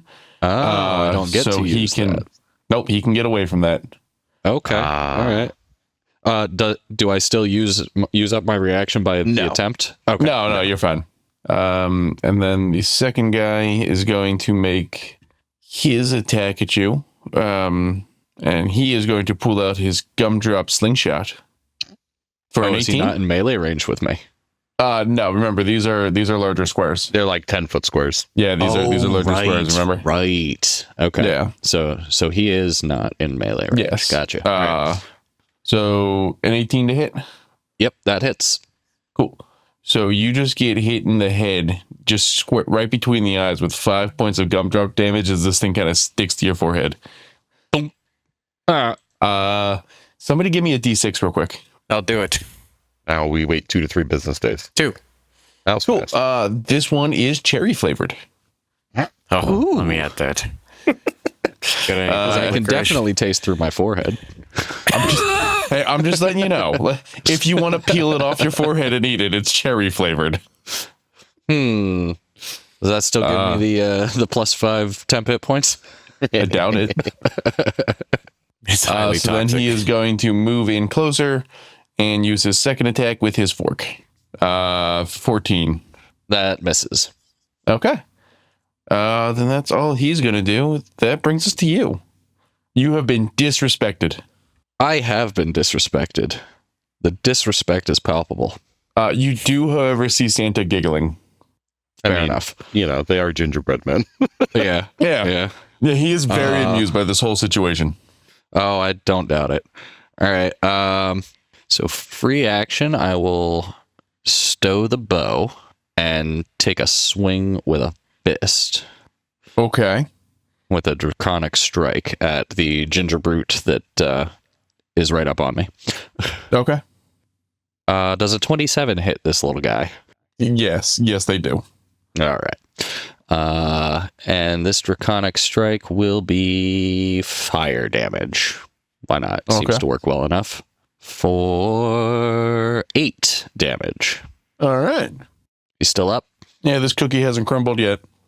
All right. Then I will swing a ding again. Does a 17 hit? Yes, it does. All righty. For 6 fire damage. Okay. Still awake? Still up. Crumbled yet? Huh? Not yet. Still up. All right. I will spend a focus point as soon as I find my tracker for those to flurry of blows, and I get to make 3. Flurry. Yeah. 18. 18 points of damage or 18 to hit? No, 18 to hit and Okay, 9 cool. points of damage. All right, cool. You murderized this thing. Fantastic. It had 2 HP left. Okay. Yeah. For no action, can I grab what's left of him and shove it in my mouth? You already used your free action to stow your bow.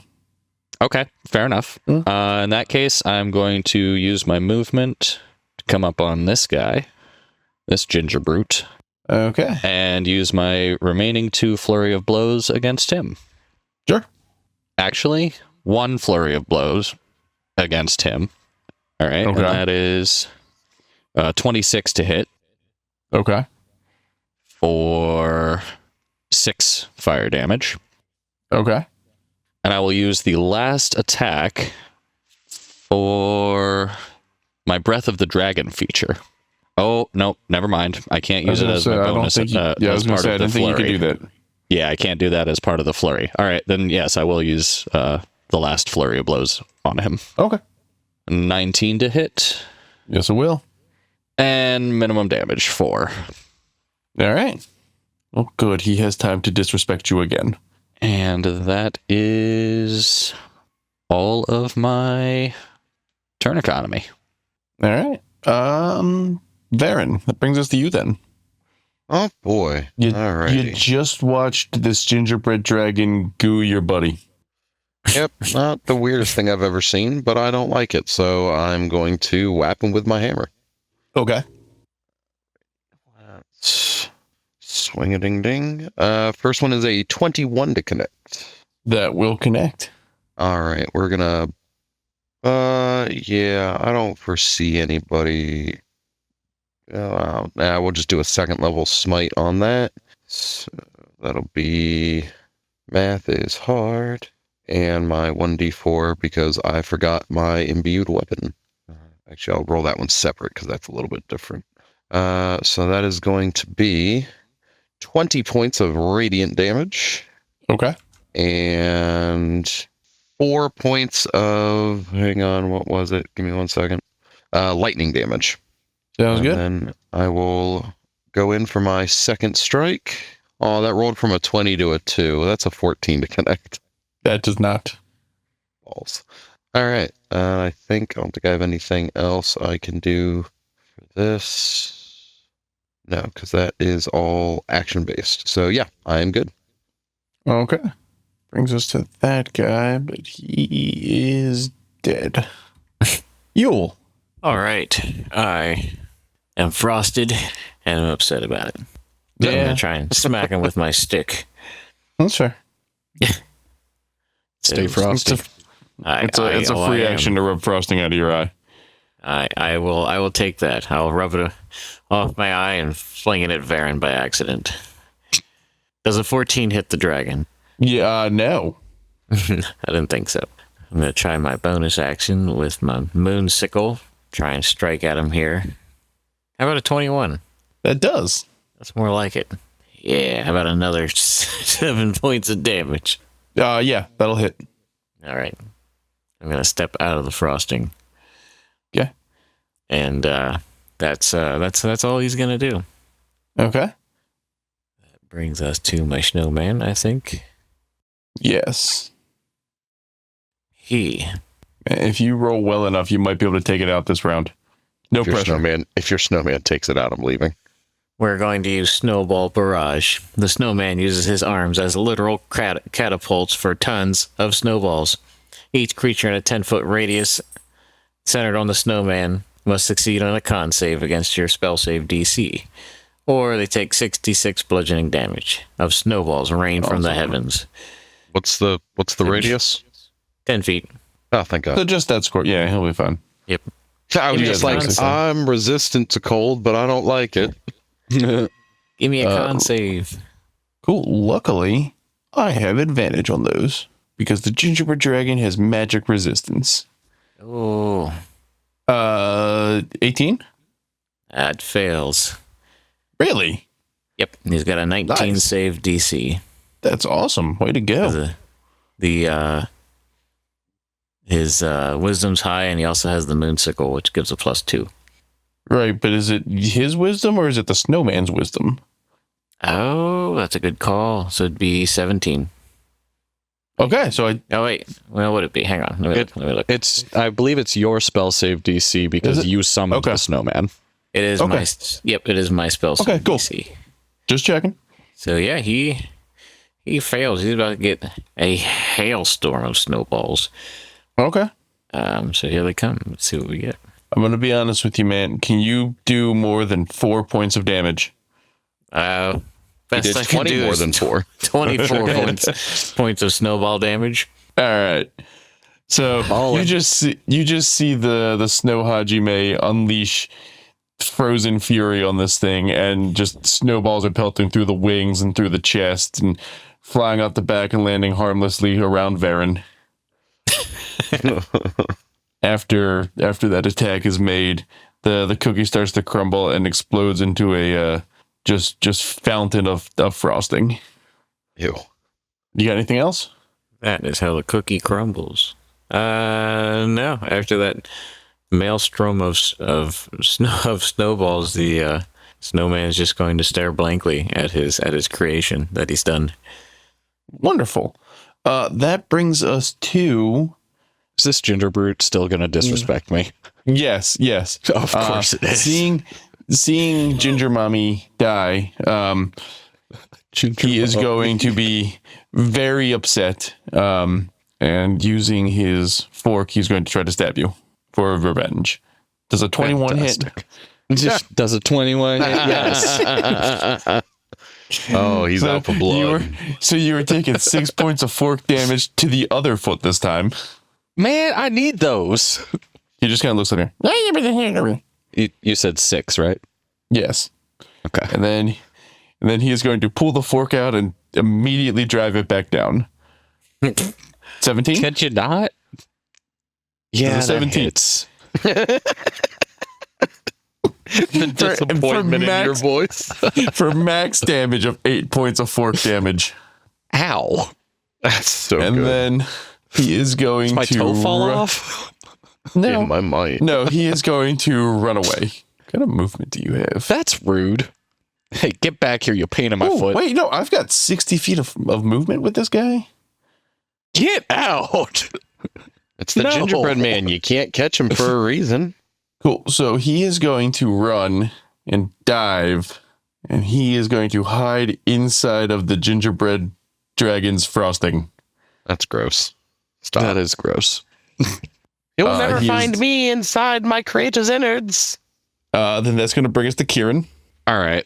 I'm going to maneuver myself and free action. I'll draw the glimmering moonbow again. Okay. And I will take the attack action. But I am going to use one of my attacks to use Breath of the Dragon and make a line, 30-foot line attack straight through the gingerbread dragon, attempting to hit the gingerbrute that dove into the frosting. Okay, I assume I can't everything see in that it, line. but yeah. Sure. That's good. So all right. So because this is a 10-foot square here, because I'm pretty sure that line's only a 5 foot. yes, 30-foot line that is 5 feet wide. Cool. Rob, roll me a D4 real quick. Oh, keep doing. Evens you hit it, odds you don't. Yeah, I love it. 10-foot square. Evens 4. Okay, cool. Let's go. That's fine. Hey, I just playing fair here. No. Whenever you're dealing with 10-foot squares, it makes sense. Yeah, You can't, fair enough. and you can't see it. So yeah, no, Right. hey, Yeah. you hit anyway. So go ahead and do your thing. I need a dexterity saving throw. Would you believe that this thing has a +4 to Dex? Yes, I 100% do believe would. that, actually. I've seen Shrek. I know. 14. 14? Fail. That's fine. So, He's a gingerbread man. 3d8 acid damage coming down. Oof. Nothing washes Man. down icing better. 10 acid damage. All right. Can't exactly see if it's alive or not. So, You can no. It's got full cover, so it technically can't be targeted by anything. right. In that case, I'm going to use more of my movement to get closer. How much movement do you have? A lot. 55. I'm a Oh monk. damn. Oh, that's right. You're a monk. Yeah, about a million feet.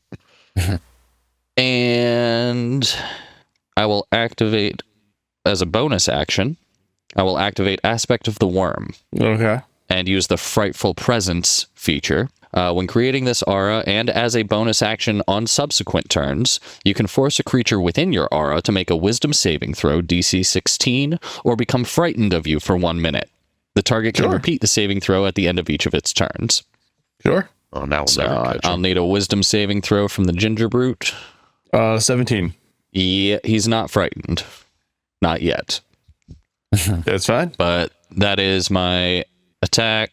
Yeah, that's my action, bonus action, free action. I drew the bow again. That's my turn. Okay. Varen, you have a very disrespectful cookie somewhere in the frosting in front of you. Yeah, that is just insane And to me. Santa is having the time of his life. You know what? I honestly can't even blame him. And I don't have any spells for this, but what I do have is a breath weapon. Okay. Nice.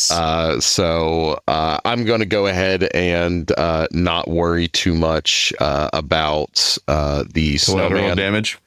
No, the snowman, because Okay. it's a snowman. So I'm gonna let loose a 30. Oh, actually, yeah, because it's is mine a line or a cone? Because I'm a white dragonborn. Oh, hey, it's a line. So do you want me to make the same D4 roll then? Yeah. Connor, give us a D4. Sure. Evens you hit, odds you don't. All right. I'm so sorry. That's unfortunate. That's a 1. It's fine. Well. And then I'll use my second attack and whap him with or try to. I guess I'm diving into the frosting. Yeah, all right. I'm going in. I'm gonna go in and see if I can find him. Okay. Do you want like a check, or do you want me to like swing with disadvantage? Or Yeah, you know what? Give me just swing with disadvantage. We'll see what we get. I love every second of this. Oh, I'm going to, because I forgot to do this previously, I'm going to activate my clockwork plate armor, and I'm going to turn that 2 into a 10. So that is a That's fine. The 22 14 to would have. hit. the 14 would have hit anyway. You know what? Just in case. I like to be thorough. Yeah. It's fine. I'm not even going to make you roll damage. This thing had 1 HP after Connor's breath. Are you weapon. kidding me? I love it. See, as he watches, as Varen literally jumps in with his hammer above his head, kind of like using his shield to scrape away icing, and just slams the hammer down. You see kind of a burst of electricity and radiant damage kind of fly, and icing goes everywhere. And yeah, it's a little gross, but so with that, you guys are completely out of combat. he just comes walking out. That was disgusting. You do smell like vanilla now.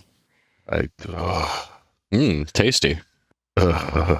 He just like shivers and then starts making his way towards Santa. Yeah. I will follow. Kieran follows after. Oh boys, what a wonderful display of fortitude. Yeah, Frost. We're gonna go let's- with fortitude. let's No. get you untied, Big Red. I would I'll, appreciate that. And you just see him stand up, and the ropes are already around his feet. That somehow does not surprise me in the slightest. What can I say? You can't get through all these chimneys without knowing a little bit of magic. Yeah, no, that's fair. Well, I guess let's get you back to the workshop, and our work is done. I would very much appreciate that. I'm already running behind.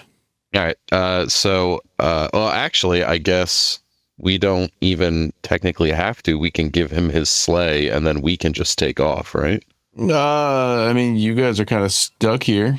Oh If no, you that's do right. that. That's right. We have to go through a door. Yes, you That's do. right. That's right. All right. Well, we'll all head back to the sleigh and get back to the workshop so he can load up and do his thing, I guess. So as you guys leave the destroyed castle here with the gingerbread remains, give me a perception roll. I am not very good at that. I could. I got a 17. I got a 9. I got a 10. Let's go. So for those of you that rolled above a 12, which is just Kieran, you will note the giant snowman that seemed to have been built around the lighthouse seems happier. He's smiling now. Fantastic. Oh, I'll nudge Varen and Yule and point it out to them. This place is weird. That snowman's alive too. Christmas magic, my friends. Christmas magic. So you guys get into the sleigh, and after a couple hours of flying, you manage to land back at the North Pole. And With Super Mrs. Dead Blinky. Yes, with Super Dead Blinky. He has been buried. That's good. He has been respectfully disposed of, I Excellent. guess. Mrs. Claus runs out and hugs her husband, and so what you guys doing? You've made it back to the North Pole. Santa is instructing the elves how quickly load a sleigh and spraying for the first Christmas night. Yeah, I guess. I mean, I'll kind of look at the other two and be like, well, I guess homeward bound it is. Kieran will walk over to Bartholomew Okay. and thank him for his assistance. And he will also say, when we were sent here, I was rude to you, and I apologize for that. Thank you for the cocoa, by the way. It was very helpful. Coco?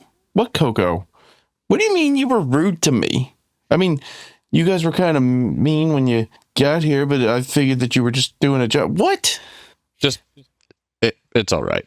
It's some Ghost of Christmas Futures type stuff. I don't understand that reference, but okay. You will one day, friend. You will one day, yes. Okay. Goodbye. As I go to find a door to open. Right? Okay. Yeah. So you guys, you find a door. Do you remember how to open the door? Hang on. We click our red heels 3 times. I assume you this- turn the knob. No, and Wrong franchise. No, there's something we need to say. I just don't.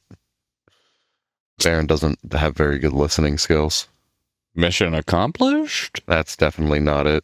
No? All right. Was a Merry Christmas to all and all a good night or something like that? I thought Close it was enough. like dash away, dash away, all. dash away all. Oh, well. There you go.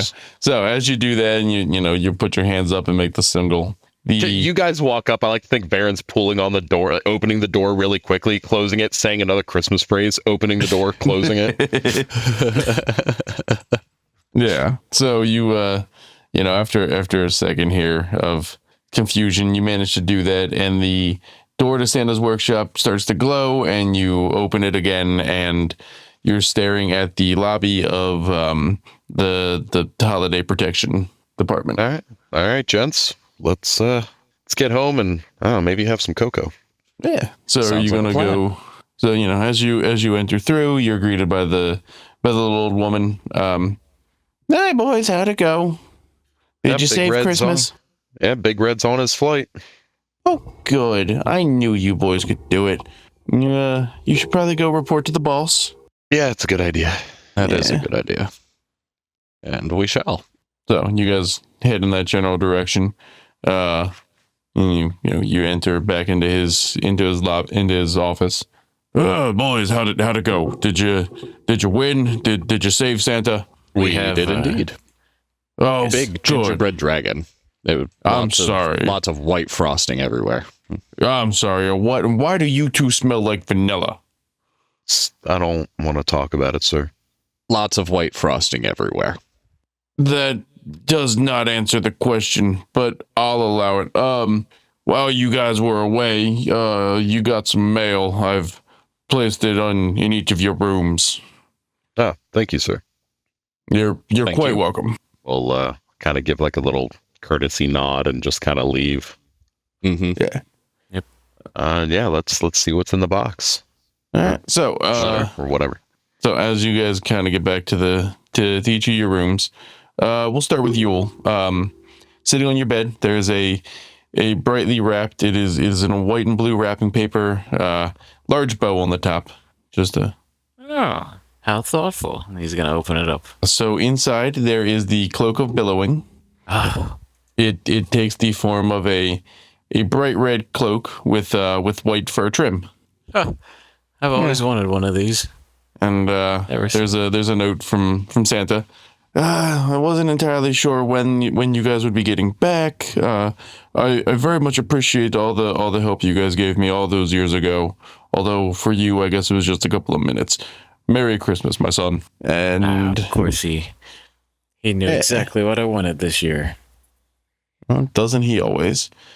Then that brings us to Kieran.